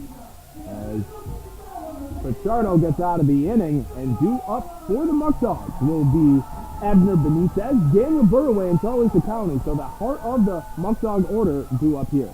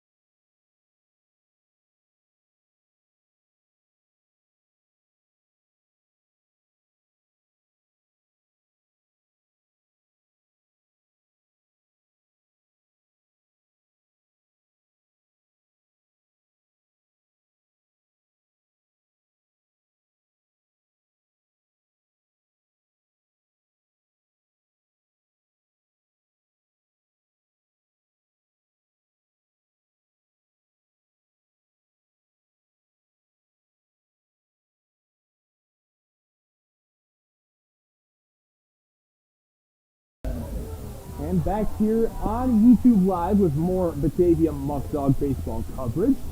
The leadoff hitter for the Muckdogs here in the bottom half of the frame will be designated hitter Abner Benitez, who so far tonight has struck out twice. So trying to get in the hit column as well as put the ball in play will be Benitez. First pitch will be a changeup on the outside corner, called for a strike. And again, I mean, this picture on YouTube Live that you're watching doesn't do the sunset any justice. As that curveball will be in there for a strike. Just wasn't gloved by Avon behind the plate. Again, got to get all the picture-perfect views here at Dwyer Stadium as I can throughout what is going to be a very eventful summer here in Batavia. And that one high and inside. For those of you that are from Jamestown or Jamestown fans, I actually grew up in Batavia, and a large part played high school baseball on this field. Played at Skunks College for a year, and that one hit over softly to the second baseman Tucker, and retired is beneath that. But after realizing that my college career never was really going to play, and this is my career choice since I was 3 years old, or excuse me, not 3, 6 years old, of what I wanted to do ever since I watched ESPN for the first time, and decided that with my career being over, I was going to make my way to the booth. So I've always been a part of the Muckdogs. Used to be a bat boy for the team when I was in high school. And after they lost their affiliation with the Miami Marlins due to COVID this past year, our owner with KNUSA Sports, Robbie Nichols, bought the franchise, and I reached out to him, and the rest is history, as I've been absolutely loving the opportunity that I've been given to just live out my dream and cover my hometown team with the first break that I ever got in the industry. So that was that was a 3-pitch punchy for Daniel Burway. There is the second out of the inning. Got a little lost in the story about myself that you guys didn't even ask for, but here is Charlie Ciccone now. The extra hitter tonight is also 0 for 2. As again, the Muckdogs are winning this one, but only have 3 hits. They have, when they've had base runners on, they've actually been very efficient with bringing them around to score. Luis Rodriguez was walked on 4 pitches. Bryce Mortellaro bunted him home, and then Jerry Reinhart, towards the bottom half of the lineup, had a leadoff double, and he was brought home by Mortellaro. So Mortellaro, things stayed the same, with the score being what it is. Be the player of the game for the Dogs. 1-1 count to Ciccone. That one hit over to the right side, trying to get it as O'Shaughnessy sat on the ball, tries to throw it over, and with Ciccone's speed, he's going to be sick.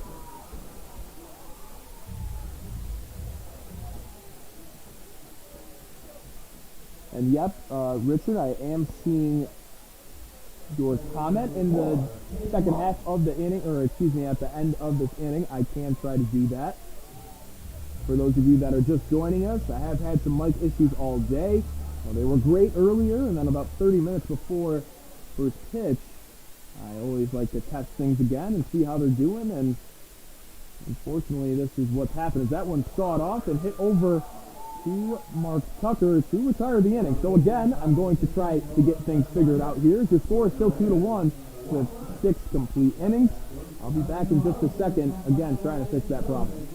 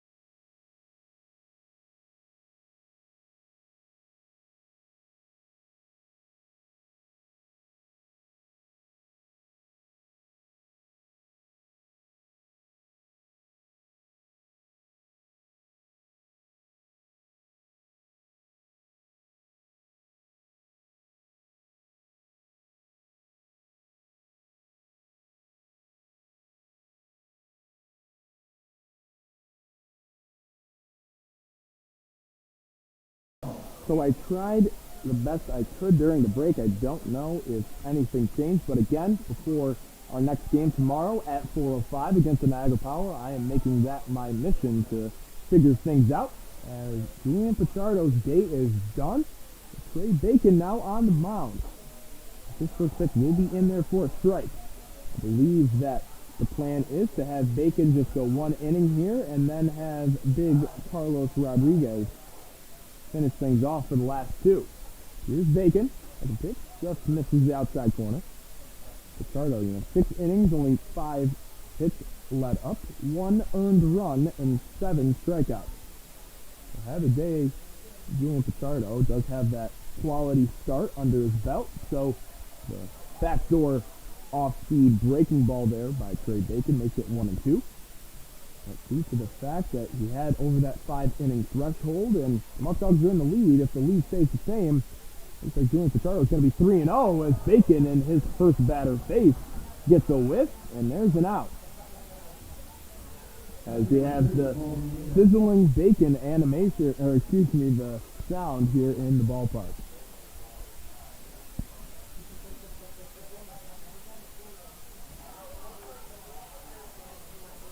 Kirby Avon, who is 0 for 2, has struck out. Here in the top of the 7th inning, Bacon's first batter face will be Borello as he struck out for the 3rd time tonight.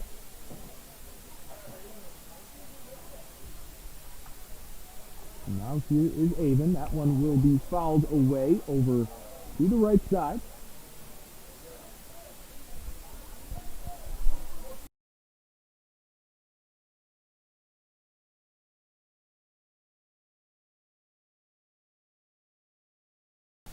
And again, with me trying to figure things out here in the middle of the game, it is tough because I can't really test my microphone after I turn it off because everybody in the stream will hear it. And then if I leave the stream or end the stream, then I have to make a new one. You guys all get kicked out, and that's no fun for anybody involved. So I think if things are serviceable for the time being, and at least you guys can hear me, that's what matters the most. And I promise you guys that tomorrow I will make it better, as well as for the next few days incoming, supposed to get my audio board that I can really control the different levels of noise, as well as a brand new headset microphone that's industry standard, because right now what I'm using is just a game set microphone. So with that being said, things should be trending in the right direction in the coming days, as well as the rest of the season. So again, I appreciate you guys all helping me out, as that one looked like the outside corner, but that will be 2-2 with Trey Bacon pitching really well right now. From Tallahassee Community College, is a dual middle infielder and pitcher. Have seen him hit a little bit more as of late. Haven't seen him play in the field due to a nagging wrist injury. And they appeal. They say no swing. But Trey Bacon has an older brother who Skip Martinez also coached, because they're both from the Tampa area, and Trey's brother was actually selected in the 4th round by the Atlanta Braves. This time, that will be hit into the outfield, and Trevor Dean is now in center field. Didn't even realize that. We have the 3rd man of the game in the outfield, as Trevor Dean also looks like he might have rolled an ankle there. That could have been very bad. But in the process, the Avon gets that one down as it plunks into the outfield. A man on and 1 out here in the 7th. Justin Bauer in, and it looks like we're going to have a pinch runner as Avon's night is done. I'm apologizing, I didn't see the number in time. And again, with it being a dark background and that color with the teal, very tough to see from a distance. That's like a press box nightmare, so you can't read the numbers. So Bacon still awaiting the sign from Mortellaro. We have a time in the box. So Avon being relieved. I wonder who they might have. Kyle Borello set? I believe he's the catcher. That one will plunk Justin Bowers on the first pitch that he sees in the AB. It might have been 11 Corey Blackburn, maybe? I do believe that he had the same stature the last time I saw him play, so we're going to go with that. Corey Blackburn is on second base. After getting that first out on the strikeout, Colby Avon gets on with a hit, and then the next pitch that he throws, Justin Bowers, it's on.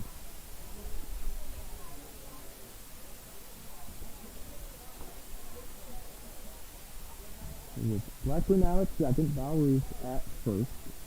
That's the second time that the left fielder Bowers has reached base safely. And now here is Justin Bailey after assistant coach Tony Brewington goes out to the mound and talks to Trey Bacon. During this time, we'd also like to thank Batavia Downs Gaming. Batavia Downs Gaming and Hotel features great restaurants, including Burning Barrel Barbecue, Fortune's Italian Steakhouse, and Labatt Blue Zone at 34 Rush. It's food and fun, just how you want it done. Actually went to Batavia Downs last night, had a little bit of fun with my friends, and there was actually a live concert going on at the Labatt Blue Zone at 34 Rush. So again, a great time if you're in the area throughout the summer. Friday night concerts are a staple at Batavia Downs, so love to visit and also have a little bit of fun at the casino as well. The first pitch to Justin Bailey will be a strike.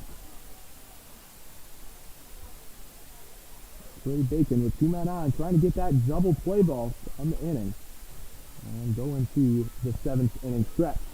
Bacon takes a look at Blackburn. Blackburn takes a few hops. He will deliver home. That curveball is in the dirt.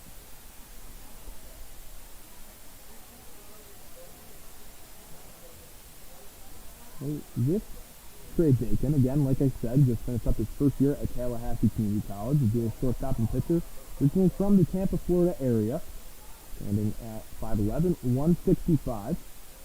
And in his freshman year, a 308 on base percentage. That one held a little too long in his hand and was outside for a ball. But 308 on base percentage, adding 9 RBIs and 7 runs in 29 games. So played a decent amount. And his Tallahassee Community College teammate is actually the other man in the bullpen, Carlos Rodriguez. Full circle right there.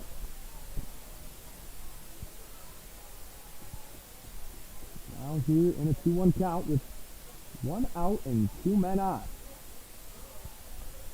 Julian Pichardo's night was done, heading into the inning, and Trey Bacon in relief, trying to keep that lead intact. They're going to him for what I believe is just 1 inning, but here's the pitch. That one, a great off-speed pitch in there for a strike. 2-2 now.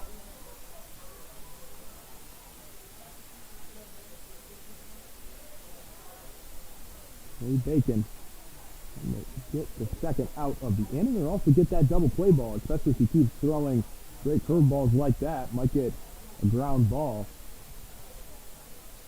And Bacon here. Oh, he's just going to zip a fastball inside, and that one, they're saying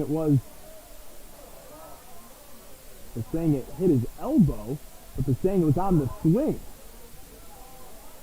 So now they're saying that, now Jordan Vasey's coming over, they're saying that it was a check swing, hit him on the elbow, and they're trying to get the free pass to load up the bases with 1 out. This will be a big break for the Muckdogs if Justin Bailey will be still sitting in the box. Honestly, I couldn't really tell if he did end up crossing the plane, but that is the rule. If he was in the box and had a check swing, it would be considered a strike. Even though he was hit, a 2-2 count, he'd actually be out. So we will see here what the official ruling is. And I believe that, that will be, actually, no, it will just be a foul ball is what they're saying. So Bailey's still in there, even though he was just hit right on the elbow. The inside fastball by Bacon. Would not be surprised here if Bacon tries to drop in a curveball after coming high and inside to Bailey. And a 2-2 count with 2 men on in the top of the 7th. Tarp Skunks trying to get a little bit more leverage here as they are down just 1 run in a great position to tack on some runs. Here is Bacon. There is a pitch that's hit over to Jerry Reinhardt. He gloves it. They get one with Walton. They try to go around, and it will just be a fielder's choice as the speedy Bailey will get to first base. So now runners on the corners with 2 outs, however.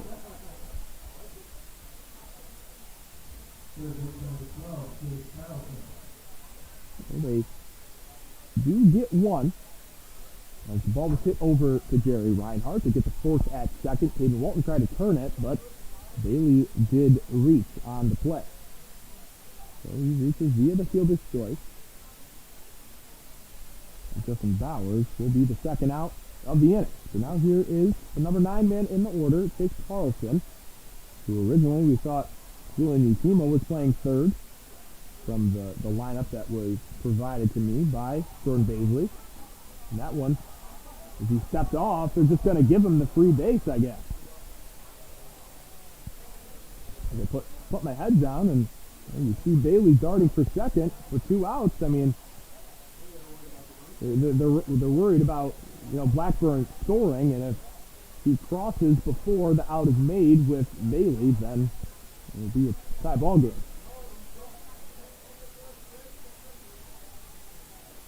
Here's the pitch by Bacon now. That one is fouled softly off to the left side. So 0-1 count with Bacon again in a tough spot. Julian Pichardo found himself in this situation, but he did get out of it. Blackburn, the pinch runner at third with Justin Bailey at second. That pitch will be called ball, even up at 1-1.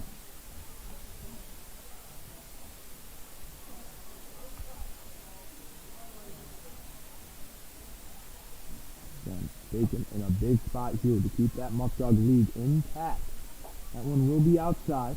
Really hasn't had the best command of that fastball. He's really gotten ahead in counts and done damage with his curveball. So we'll see if he's just trusting that a little bit more, or we'll just see what he can do in this situation. As that one checks swung, gets away from Ortolaro, and easily Blackburn is going to come and score. And we have a 2-2 ball game. That was a check swing strike, and due to Mortolaro not bodying that one up square, just kind of hit off his chest protector and darted off to the left side. Blackburn comes in and scores a run. Justin Bailey now on third. 2-2 is your score, and a 2-2 count with 2 outs.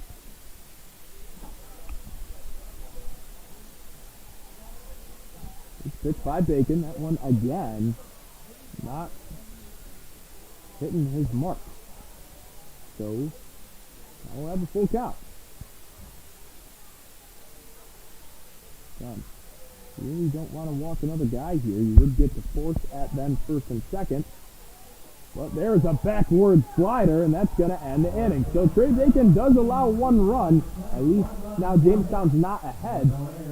The score is 2-2, heading into the 7th inning stretch. We'll be back here after our Diamond Dance Girls have their performance. And Takes Me Out to the Ball Game, the legendary song here at the ballpark is played. We'll be back in just a minute.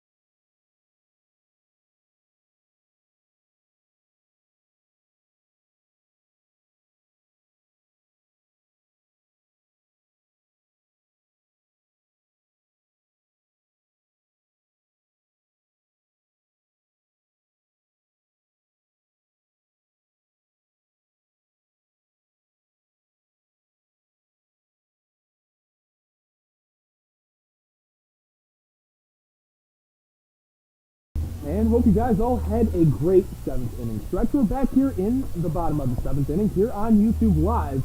I'm Griffin Dallapena bringing you around the call here as we have a close one, a tie ball game in the bottom of the 7th inning at 2-2. Danny Hosley's day is done.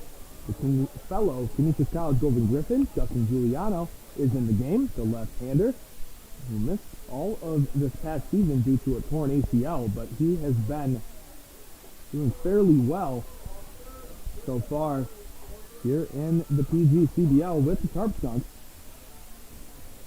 as the freshman. Currently, let me find him. Had 5 games, 11 2/3. Jerry Reinhart hits that one over to the shortstop, Pasquale, and they do say that he is out as O'Donoghue had to go up to get that one. But does get the out.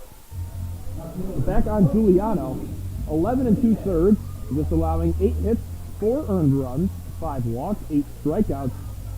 Actually 4-0 on the year out of the pen with a 3.09 average. So 4 wins on the season. That's got to put him up towards the top of the PGCBL. They talk quickly, Joe Martinez and our base umpire, and they say, look, that call's not going to be changed. So, be back here, right here, with more action. As Luis Rodriguez, who does have a run scored on a walk, but also struck out. So 0 for 1 on the day. Justin Giuliano gets the first out of the inning, gets a swing and miss right there to even up at 1 apiece.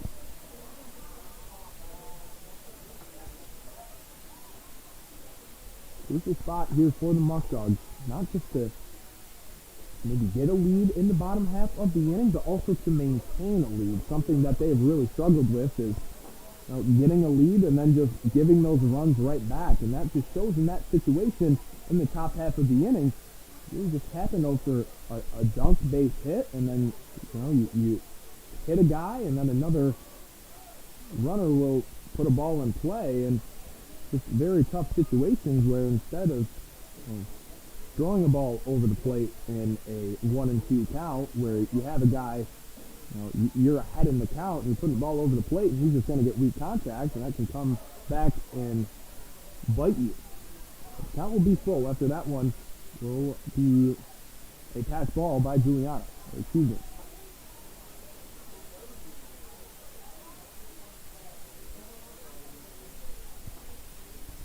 Here is full count to Luis Rodriguez. That one's also going to be inside, so he will pick up his second walk of the night. He's trying to hype up the Muckdog bench. Hey, look, let's get the lead right here. Last time he got on via a walk, he scored a run. So,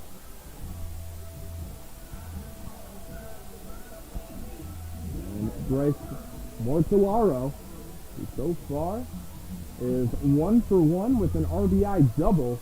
He's had a great defensive catching game as well. The man on first base, let's see what the Ranger College catcher can do, as that one was way up there, and a nice snag by the recently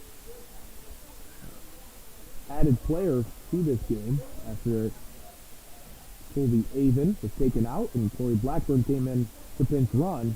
Johnny Campy, who we've also seen, I thought he's also done a great job behind the plate. That one stung into center field. Chasing after it is Hayden Hunt. That one's not going to get down, and there's 2 down now. If there's a ball hit the center field or in the gap, you almost have to think, yeah, Hayden Hunt's going to come down with that one. Michael Florides. Florida boy up the bat.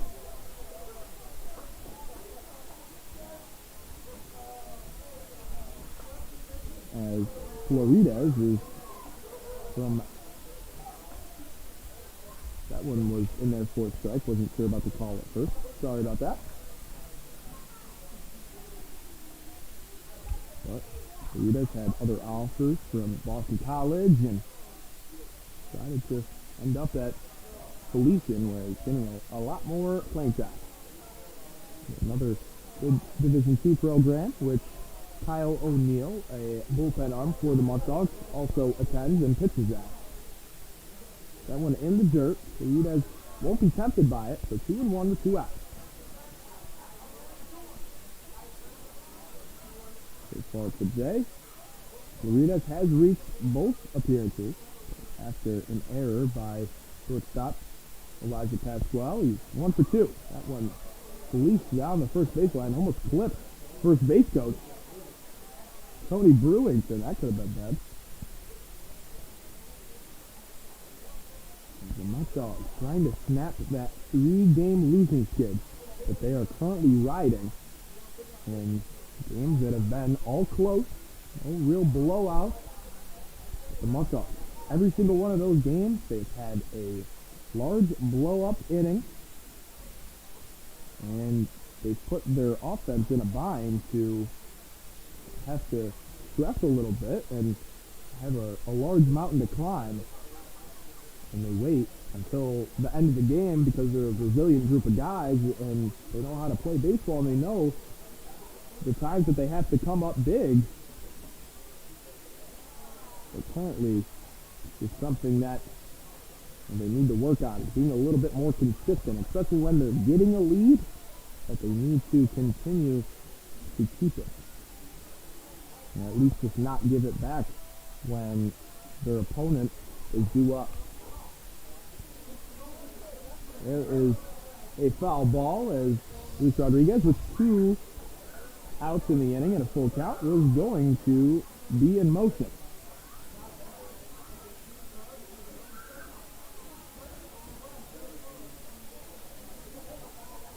As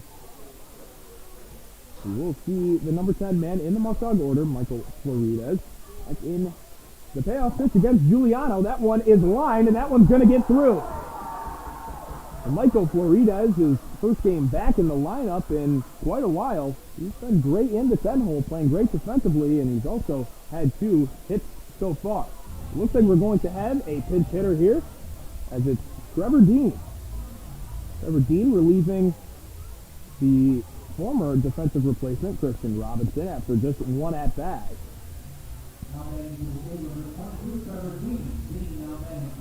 He was, in the outfield in his last trip. I did mention that last time. 2 men on, 2 outs.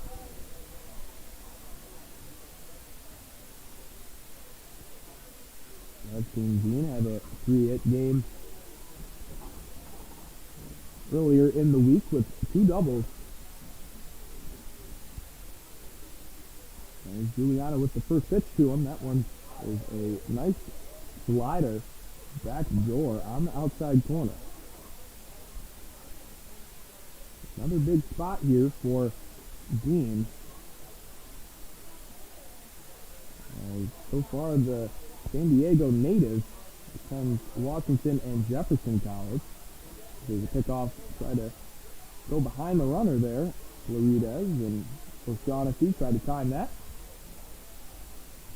So far this season for Dean, only hitting .294 in 17 plate appearances with 2 RBIs. And the pitch, that one, big swing and a miss. So again, Trevor Dean trying to come up big for the Muckdogs in a tie ball game. We are winding down in this one.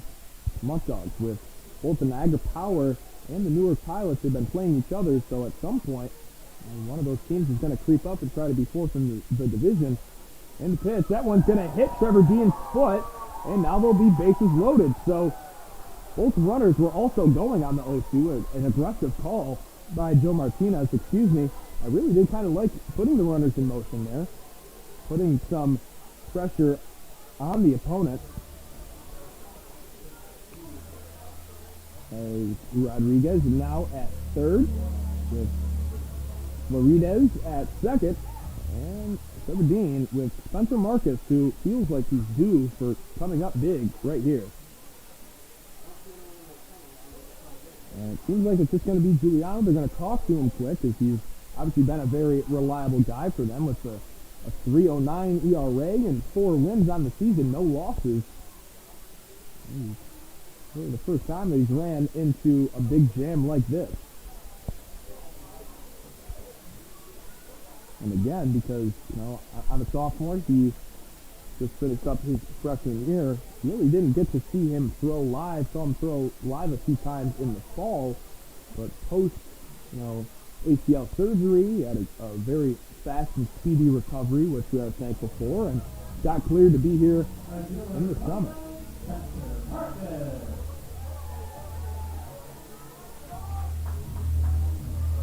So here is Spencer Marcus. So far tonight is 0 for 3, reached on an error, and struck out in his last at-bat. Trying to change the tide here and put the Muckdogs up in this one. Most reliable guys, the unsung hero of this team.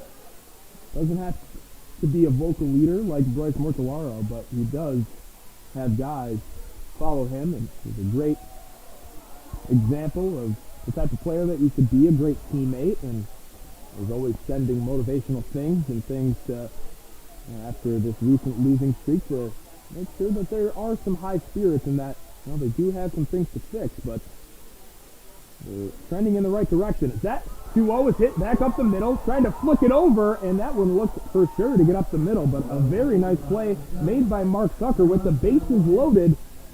Ball hit back up the middle, will retire the side as they got the fourth out at second base. The score is tied 2-2.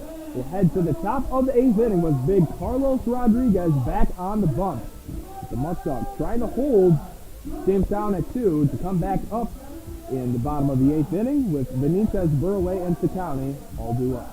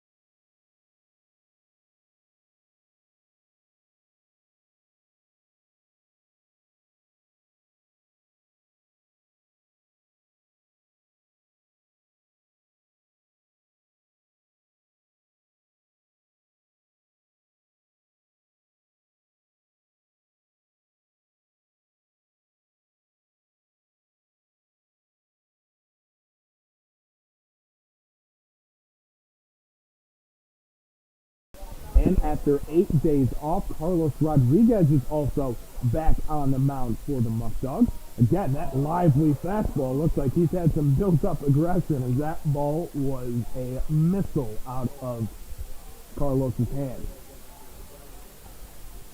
Has touched 99 on the radar gun earlier this year. He's a guy with a lot of velo. That pitch in there for a strike. So Carlos Rodriguez, again, just finished up his freshman year at Tallahassee Community College. Listed at 6'3", 200 pounds from Tampa. That one fouled away. 1-2 to the number 10 hitter, Elijah Pascal, and the Tarp lineup. As a freshman, Rodriguez appeared in 13 games as a reliever with 16 innings, 25 strikeouts, and a 2.87 ERA. So again, both Bacon and Rodriguez, very impressive stats. So the 1-2 count.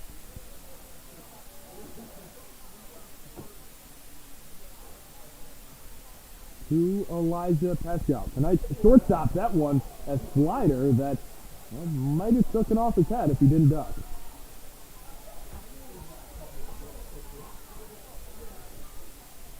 Again, that's one of the things that Carlos is working on, is a little bit more command.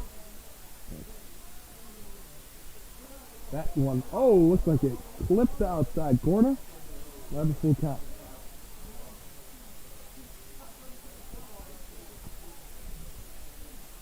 Just has to throw strike. See, if it's in the zone, very hard to hit. There's the payoff. But again, right there with that at bat with Pascal, he was not going to time that up. We saw him watch a fastball right down the middle, and he didn't even load. That's the thing that Carlos, is going to realize over time is if he just pounds the strike zone and even takes a few miles an hour off that pitch, guys still aren't going to be able to time it, but somebody in the box can watch 4 balls that are all over the place and just go sit on first base and hope that the next guy can bring them around to score. That one, a fake bunt attempt, trying to get Pascal at first. After a strike call on the pullback bunt by Hayden Hunt. So far for Carlos Rodriguez. 3 games, 6 innings pitched, 3 hits, and 3 ones. Only one of them earned with 10 strikeouts and a 1.5 ERA. Kind of that back-end closer role, if you will, for the Muckdogs. Just have to find themselves in that situation for him to pitch, because they don't want to burn him out for just nothing. They want him to be ready to go if he is available. 0-1. There's a pitch. That one again, he's really missed arm side, inside a lot. Frank Mortellaro's not gone out there to talk to Carlos yet. Again, if he pounds the strike zone, he makes it extremely hard to hit. Here is Hayden Hunt with already 2 hits so far in tonight's ballgame. Increasing that batting average, probably going to be right around 260 after tonight. They thought there was going to be a runner. It does not go for 2-1. Big deep breath here for Carlos. Again, he is one of those guys today at the Challenger Baseball YMCA event that was getting extremely involved and just showed how great of a guy he is. It is the 2-1 from him. In pitch, one low and outside, thinking about throwing it over to Pascal at first base was Mortellaro, and now he will go over for a mound visit. During this time, we'd like to thank Ficarella's Pizza. Ficarella's of Batavia is where you can get your fix to satisfy your cravings for piping hot pizza, sumptuous subs, and mouth-watering wings. Every Friday, enjoy Ficarella's fabulous fish fries. Don't forget the fish plate, fat wraps, and all your favorite pasta dishes. And they have blueberry and raspberry barbecue sauce that tastes great on wings. So when you have that craving for delicious food, please get your fix at Ficarella's Pizza on Liberty Street in Batavia. Thank all of our other sponsors, Batavia Dogs Gaming, Alex's Place, Eli Fish Brewing Company, Noah Hoy Chiropractic, Tompkins Bank of Taz Style, United Memorial Medical Center, and New York 529 College Savings. We thank you for supporting the Muckdogs and keeping baseball here in Batavia. So here's the 3-1 after the talk, and we'll give back-to-back 3 passes to the 10 and leadoff hitters in the Jamestown lineup.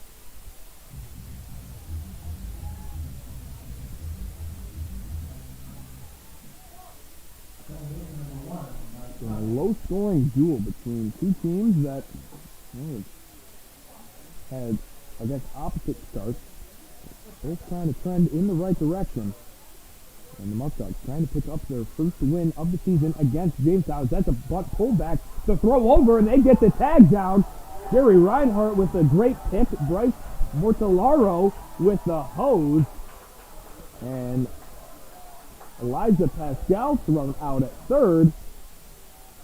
And Hayden Hunt did not go on it. So I don't know what that was for. If they were waiting for maybe the bunt to occur, not too sure. But a great throw by Bryce, as he's had a great night tonight. His second runner throwed out already. And now there's one out in the inning.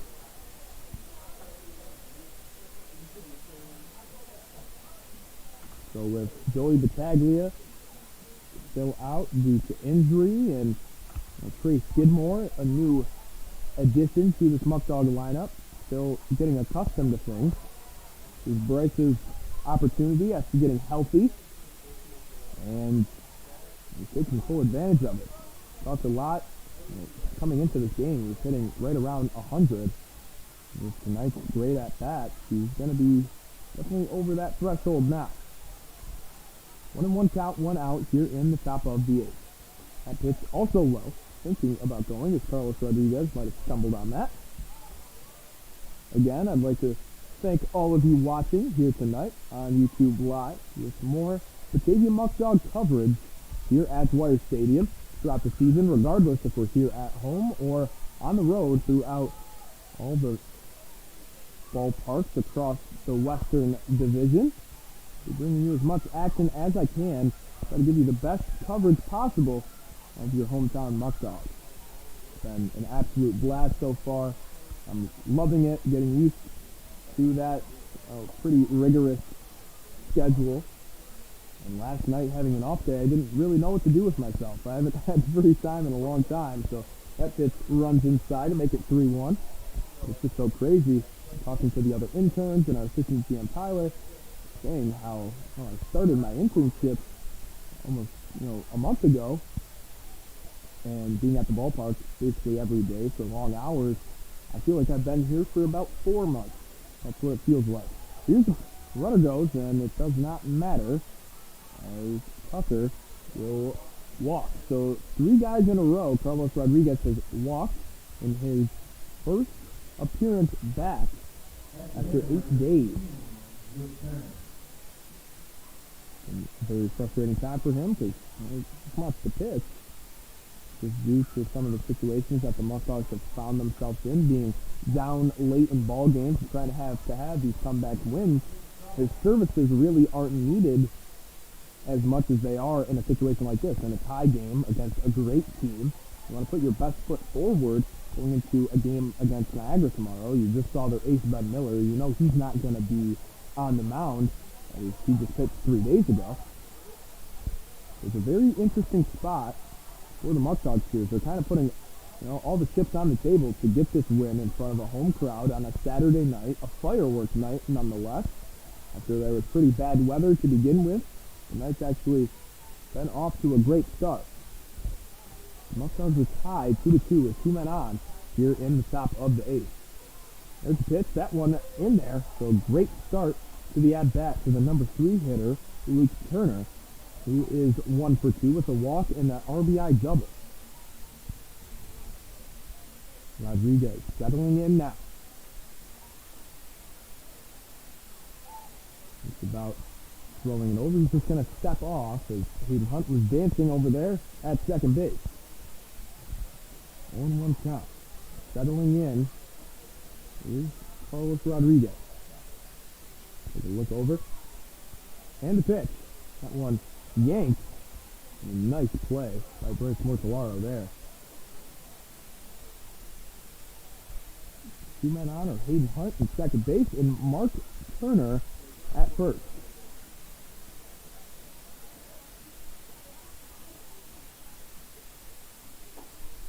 It's also low. 2-1 after getting the first pitch strike. Kind of losing him here. And it's your Batavia. The whole point of today was try to have Julian go as long as he can. Bring in Trey as kind of a bridge guy. And then just let big man Carlos unleash him. He's been foaming at the mouth to get back into a game. So, a lot of room for improvement here. That's going to be a pass ball. And 390 feet for both Hunt and Tucker. Now, even a little bit more pressure in this situation with 2 men in scoring position and just 1 out, and you're facing the heart of their order. You don't want to make the deficit too big. You know that the Muckdogs are extremely capable of coming back from large deficits, but why do that to yourself? You found yourself against the top team in the division here late in a tied game. Done a great job limiting situations like this. As that's a chopper that's gonna score one. As Turman will be thrown out at first base. And Hayden Hunt going on contact, saw that one hit about 2 feet right in front of home plate. That's all that it needed to do. As Tucker will be stationary at second. So Jamestown will take the lead with that one, as now the score is 3-2. After that's played by Michael Floridas, catch that one on a hop and throw a dart over to Burroway at first base. That is a nice command pitch right there with the fastball on the outer half to Patrick O'Shaughnessy. Rodriguez, he gets extremely upset with himself and is not up to what he's thinking. That one again, just high and just went in and out of the gloves by Bryce Mortellaro. Kind of like just ejected out. Looks like he had it in his glove caught, but if it just took his hand due to the velocity or what, but this is just a not ideal situation. With Mike Tucker, the second baseman, now on third. There's the pitch, swing and a miss, so he gets ahead. You really want to limit the damage to just one run and make sure that Tucker is stranded at third. And Rodriguez with the pitch. That one way high.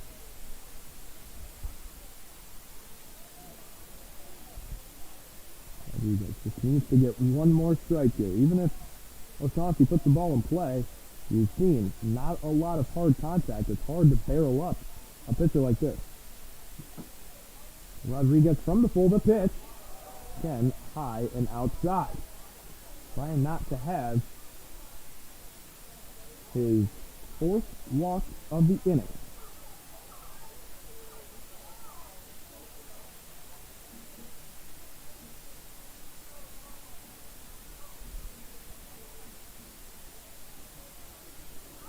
Rodriguez with the payoff pitch and 2 outs. And a man at third. Jamestown now up 1 to pitch. And they're going to punch him out. A late straight 3 call. O'Shaughnessy's not happy with it, but Carlos Rodriguez is. That was a huge out right there. The Muckdogs limit the damage to 1 after 3 walks by Carlos Rodriguez. We'll go to the bottom half of the inning again with the heart of the Muckdog lineup that has only gotten on base 2 times so far today. Burroway with a walk into County with a hit, and Abner Benitez is due first. Daniel Burroway, Charlie Ciccone, and Kaden Walton, all guys that trying to get things going and put the Muckdogs on top in the bottom half of the 8th inning. We'll be back in just a minute.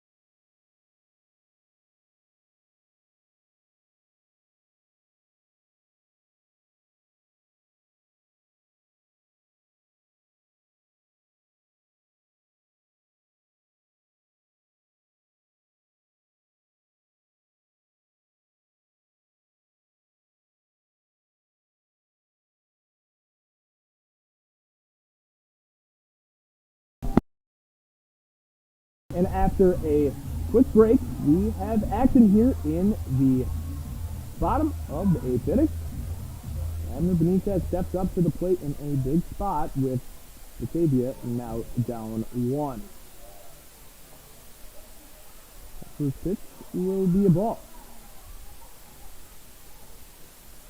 Quickly now, for those of you that have not yet, you could please follow the Batavia Muckdogs Twitter page. That is at Batavia Muckdogs. Pretty simple. You could follow that. We'll be giving you, great content throughout the week, throughout the games, and trying to get as much live tweeting as I can. As there is a great slider by Justin Giuliano, who is still out there, and now his second inning in relief. And it took some trouble, but again, didn't allow a run to pass with the bases loaded. That one is a one-hopper to the plate.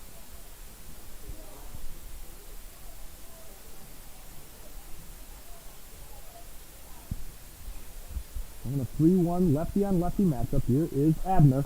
And a 3-1 that's not a pitch you can really drive with it being as elevated as it was. Like it Pasquale will catch it for the first out.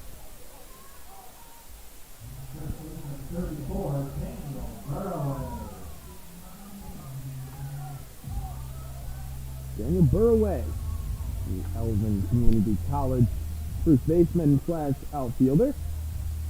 Due up now.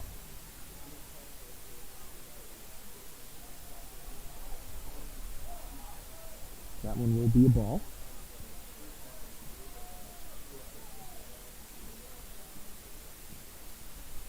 And Burraway now. That pitch also fouled away. So 1-1 here at Ware Stadium.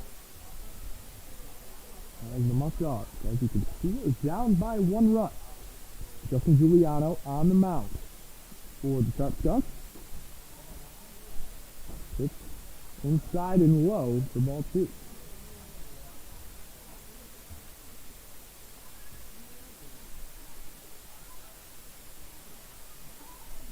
That one in there for a stroke. So 2-2.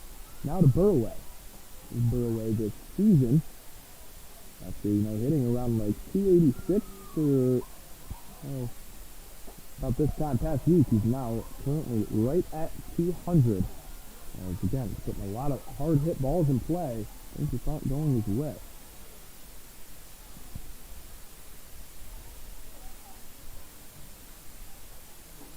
That pitch, and that's going to be strike 3.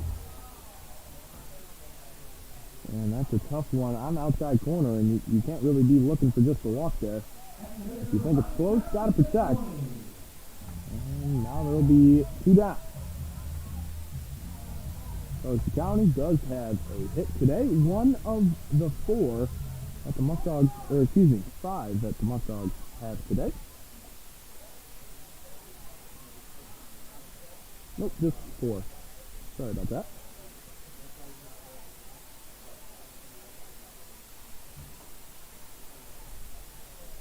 And now the count is 1-1 for Shellis County.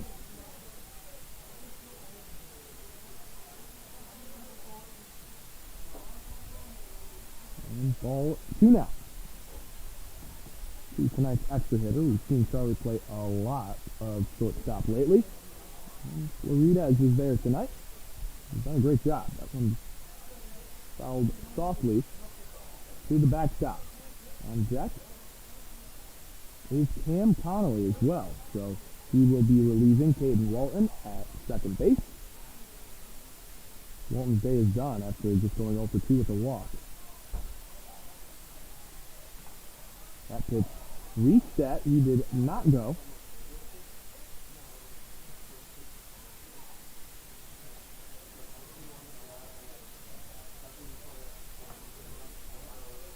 So full count here with 2 outs. Trying to get something started here as the Muckdogs down 1 with just 4 outs to do something. As that one was hit and Johnny Campy is not going well there. Justin Giuliano might have just gotten hit in an area that he wouldn't want to be hit at. Lost his hat. Johnny Campy, after the County was jammed inside, could not come up with the pop-up is, I don't know, he kind of like jumped in the air while he was trying to catch it. That was a very odd occurrence there. Not too sure. However, I do know we are still in a 3-2 count with 2 outs. We're in the bottom of the 8th. Ciccone will hit that one on the ground softly over to Tucker. Tough play for him, and a nice throw as the inning is over. Muckdogs still down 1, as due up for the Tarp Skunks with Carlos Rodriguez coming back on the mound will be Kyle Borello, the other catcher, Johnny Campies, and then Justin Bowers playing left field. We'll be back with Carlos Rodriguez back on the mound in just a minute.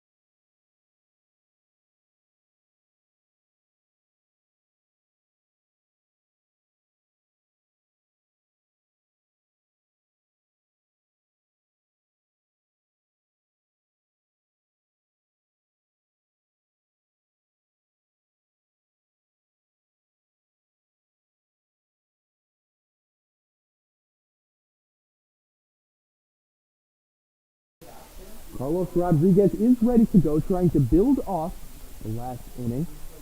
He walked 3, and 1 came around to score. That's the difference in the ball game so far. Jamestown is up in this one 3-2. He gets the first pitch strike. He's tonight's DH, Kyle Borello, who is on the verge of maybe having the golden sombrero. Already has 3 strikeouts. Let's see what he can do here. That one low and just a tad outside on the changeup. Carlos Rodriguez has a full repertoire of pitches. He throws that fastball that, can tail cut, do about anything. There's a sinker, has that slider that we just saw there. Also has a cutter and a sinker. So he has about everything you could ever want in a pitcher, just doesn't really throw all those regularly. There's a big swing and a miss. 2-2, and Borello might be wearing that golden sombrero if he gets one more strike.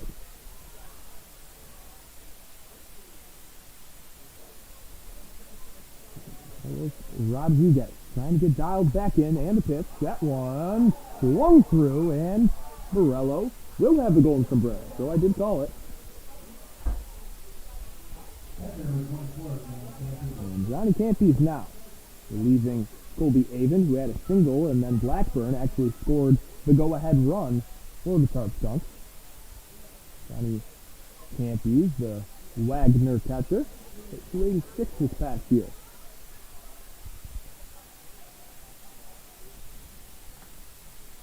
Let's see what he can do here. Trying to start up something and give a little more run support for Giuliano, or if it's going to be Matt Hansen, who we've seen in the pen a lot. He's a side armor.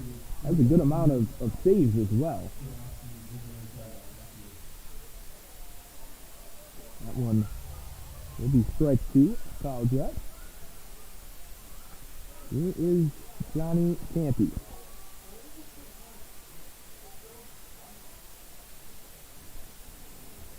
Rodriguez trying to get his second strikeout here. Here's the pitch. That one inside, just missed. 2-2. Carlos Rodriguez seems a little bit more dialed in. There's some of those pitches in the last inning, just a little off the mark. That one swung through. 2 straight strikeouts for Carlos Rodriguez.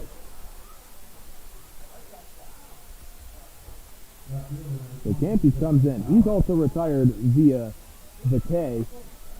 And there's 2 down in the inning.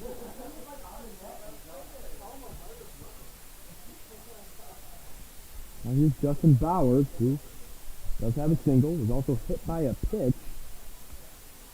See what he can do. Trying to go 1-2-3 is Rodriguez, and it looks like his foot got stuck there. Might have been, yeah. And they're just going to tell him time quick and try to get a little bit of that built up mud off his cleat.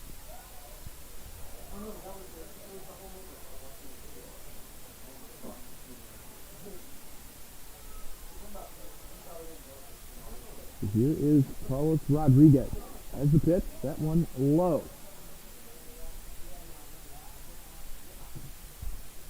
A 1-0 after the little malfunction there with Rodriguez.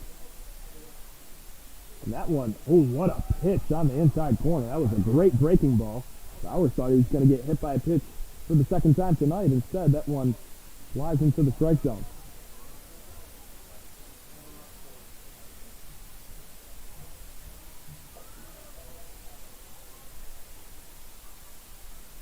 So, 2-1.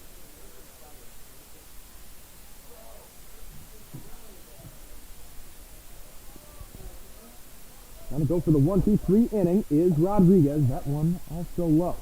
3-1, 2 out. Here in the top of the 9th inning. 2 up for the Muckdogs. I believe Cam Connolly, who is now at second base, will be the replacement for Kaden Walton. Jerry Reinhart and Luis Rodriguez, guys that have performed tonight for them. I drew up as that one was fouled away.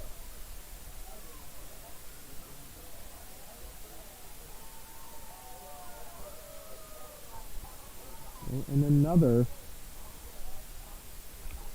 opportunity here to get a strikeout is Rodriguez. Trying to strike out the side. Quite the improvement. As that one check swung, he did go, and they tag him. And Bowers is not pleased with that. That will be his third strikeout of the inning, putting the Muckdogs just down 1 going into the bottom half of the inning. Yet again, I will tell you, Cam Connolly, Jerry Reinhardt, and Luis Rodriguez are the 3 guys that have, done a lot as of late and putting themselves in great position to at least tie the game to go into extra innings, something that the Muckdogs have not been in so far this season, or they could walk it off for the second time in 1 week. We'll be back in just a second as we will have the closer for the Tarp Skunks come into this one, Matt Hansen, who has a ton of saves on the year. We'll be back in just a minute.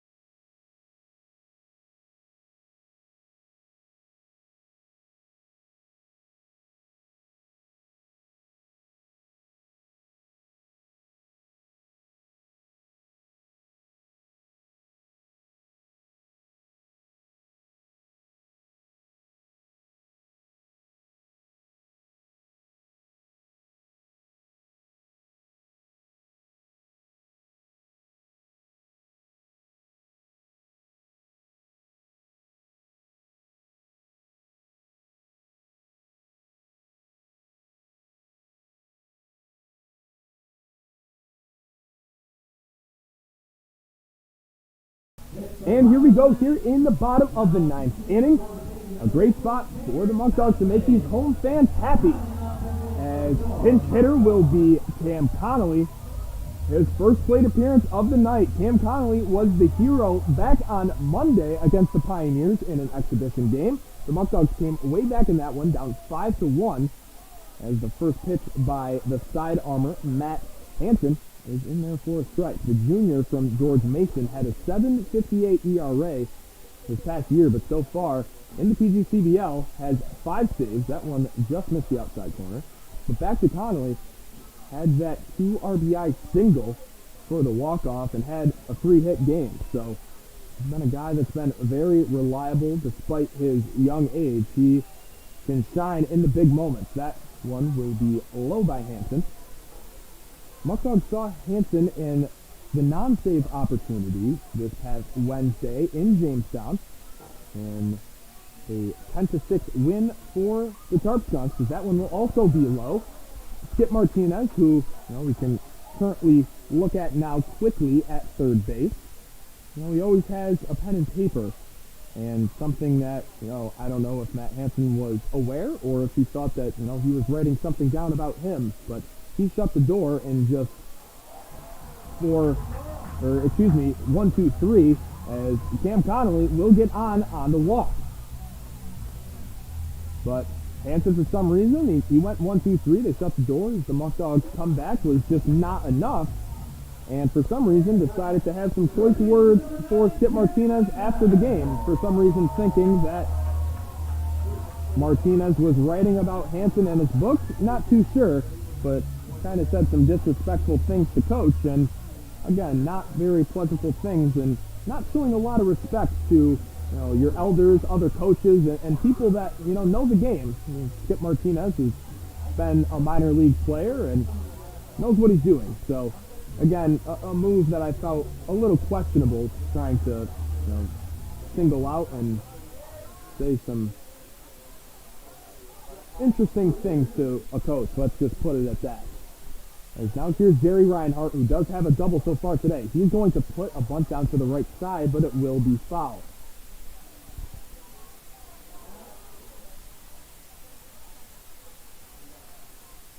So Hanson so far this year, 6 games, 6 in a third innings, allowing just 1 hit, 3 walks. Now he has 4, and 3 strikeouts and 5 saves. So still awaiting that first run to cross. Muckdogs in a great position to have that be done tonight, as that one way outside, and a nice play made by Johnny Campies, because that would have been the free pass for Connolly to get to second base in scoring position with nobody out.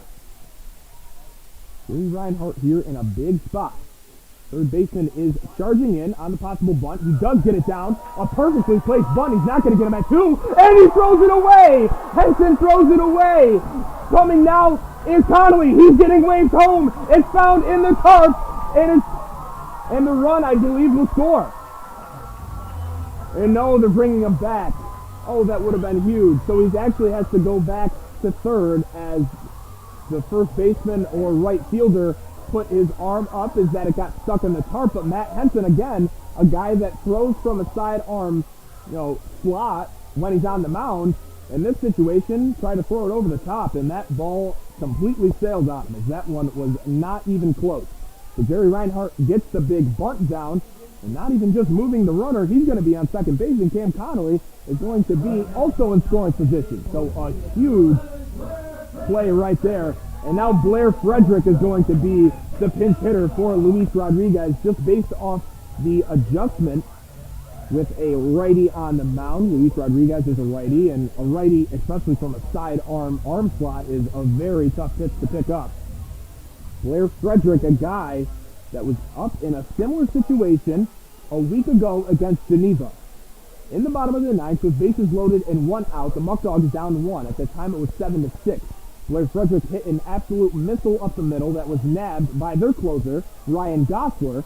And in that scenario, that picked up the second out, and Cam Connolly was doubled up at second base. So he's really trying to get his redemption here in a huge position from the dual pitcher and outfielder from Xavier University at Louisiana.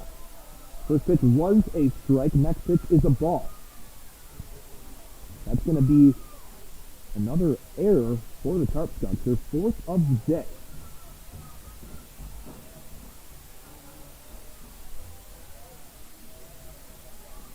Hanson waiting to pitch. He throws that one right down the middle. 1-2 with no outs. Again, a situation you just can't strike out. If you put the ball in play, things will be good for you. Reinhardt is now being subbed out of the game for pinch runner Ethan Fresca. Probably has a lot to do with Jerry Reinhart having some ankle issues currently, but came in a spot when they needed him the most. Put down a huge bunt, and that's what happens. Put pressure on the opposition, and good things will happen. Here's a pitch by Henson. That one fouled off to the left side, chasing after it, and they will not get there for a play. Sorry, that's out of my camera view here in the press box.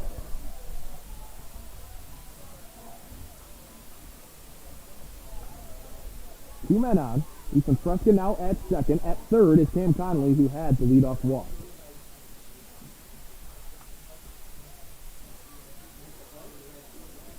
In a great position not to, again, end the game. You want to send these fans home happy with a walk-off. Here's Matt Hansen, the George Mason sidearm man, and he is hit. Blair Frederick is hit to load the bases. So a big spot for Blair. He'll still get on base, and all the opportunity in the world for Bryce Mortellaro here. Mortellaro again, with his dad in attendance from Florida, has had a great game tonight, had an RBI double to put the first run on the scoreboard, or excuse me, the second run on the scoreboard for the Muckdogs. He's played great defensively, and now he's up with the infield in, and Matt Henson, the sidearmer, on the mound for the Tarp Skunks, trying to get their first win against Jamestown here this year. That first pitch will be outside. Would be a huge momentum win for the Muckdogs, with the go-ahead run standing at second base in Ethan Fresca. The game tying just 90 feet away with Cam Connolly. Bryce Mortellaro, the 1-0. That pitch in there for a strike. Got to see something there. Really been working with his pitch selection, and all the fans here in attendance are getting rowdy as they would love to see a second walk-off win in the span of 7 days. Pitch by Henson, that one swung on, but foul. Again, I'd like to thank you all for watching this edition of Batavia Muckdog Baseball here on YouTube Live. Be here throughout the season on this platform, regardless if we're here at Dwyer Stadium or if we're on the road across the league. Bryce Mortellaro here in a 1-2 count. The pitch, that one swung on and hit foul. It'll stay alive. The Ranger College catcher in a big spot here.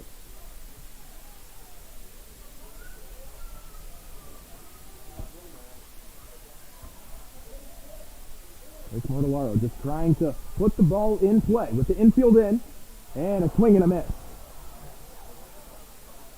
Still have lots more of opportunities. You just don't want them to go to waste.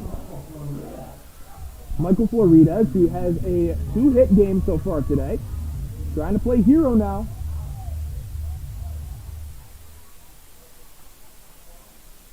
As the bases are still loaded with just one out, at least have to send this game into extra innings by getting Cam Connolly across. They've been in this situation so many times, it just feels right that they would come through here tonight.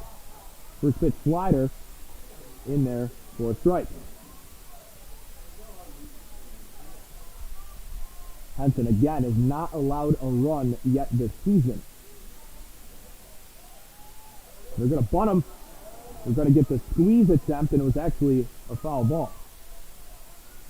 They're going to do, that was a gutsy move by Martinez, and now he's just telling him, see, look at the ball and just put it out in play. You just can't go down via the strikeout in 3 pitches. Michael Florides in a big spot with Trevor Dean on the on-deck circle. We've seen 3 center fielders tonight. Matt Henson with the 0-2, the pitch, and that one was swung on and missed as well. After 2 straight strikeouts with no outs and the bases loaded, it comes down to Trevor Dean. The Muckdogs are down just 1 run with Cam Connolly, the game-tying run, at third base. Looks like Trevor Dean will not be coming in this situation. And they're saying, Amount isn't, nope. And Henson's saying, no, I'm all good. And we're actually going to have Joe Georgia come up in this big situation as they're playing, again, a lefty-righty matchup. And Joe Georgia, a guy that is a contact machine. Georgia so far this year is hitting .353 and 17 at-bats with 6 hits, 5 runs scored, 3 RBIs, but nothing bigger than this situation right here. Against Elmira this past Tuesday, had a 3-hit game, and now up in a huge situation against Matt Henson, who's trying to shut the door after giving up the bases-loaded jam, trying to get 3 straight out. Bases loaded for your Muckdogs here at home on Firework tonight on a Saturday. Muckdogs trying to get back in the win column after a 3-game losing streak. No better situation than this right here. And we will see what Joe Georgia is made of. The first pitch, that one, he wanted it, but it's going to be a strike on the outside corner. Again, playing the matchup. Trevor Dean was about to come in, righty on righty. Tough to pick up a side armor. A lot easier for Joe Georgia here. That pitch in the dirt. And originally, I thought it might have hit off Georgia, and that would have been the game-tying run.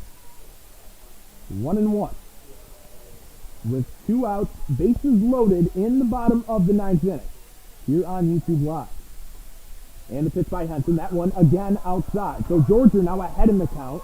Something that we have not seen for the past 2 batters in Mortellaro and then with Florida.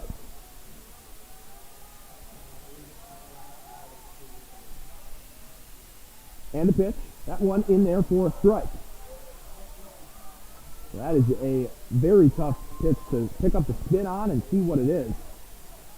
Georgia now down to his final strike here for the Muckdogs as they trying to have a big comeback win here at Dwyer Stadium. And the pitch by Henson, that one fouled away. Just missed that one, as that one could have got down the line, easily scored to. But he will stay alive. Nice compact swing here by Joe Georgia, the Appleton, Wisconsin native. And attends Washington University at St. Louis, one of the best Division III schools in the country. Here in a huge spot, a 2-2 count with 2 outs. Here's a pitch by Henson. That one swung on and missed.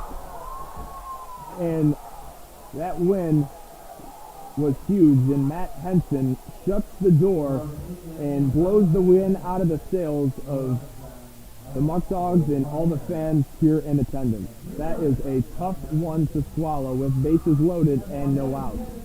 Jamestown has a comeback win after scoring 1 in the 8th inning. And that was another edition here on YouTube Live. Your Muckdogs fall to 5-9 on the season, and we'll be back here at home tomorrow for a 4:05 start against the Niagara Power. This has been another edition of Batavia Muckdog Baseball here on YouTube Live. I'm Griffin Della Penna signing off. Please have a great night and get home safe.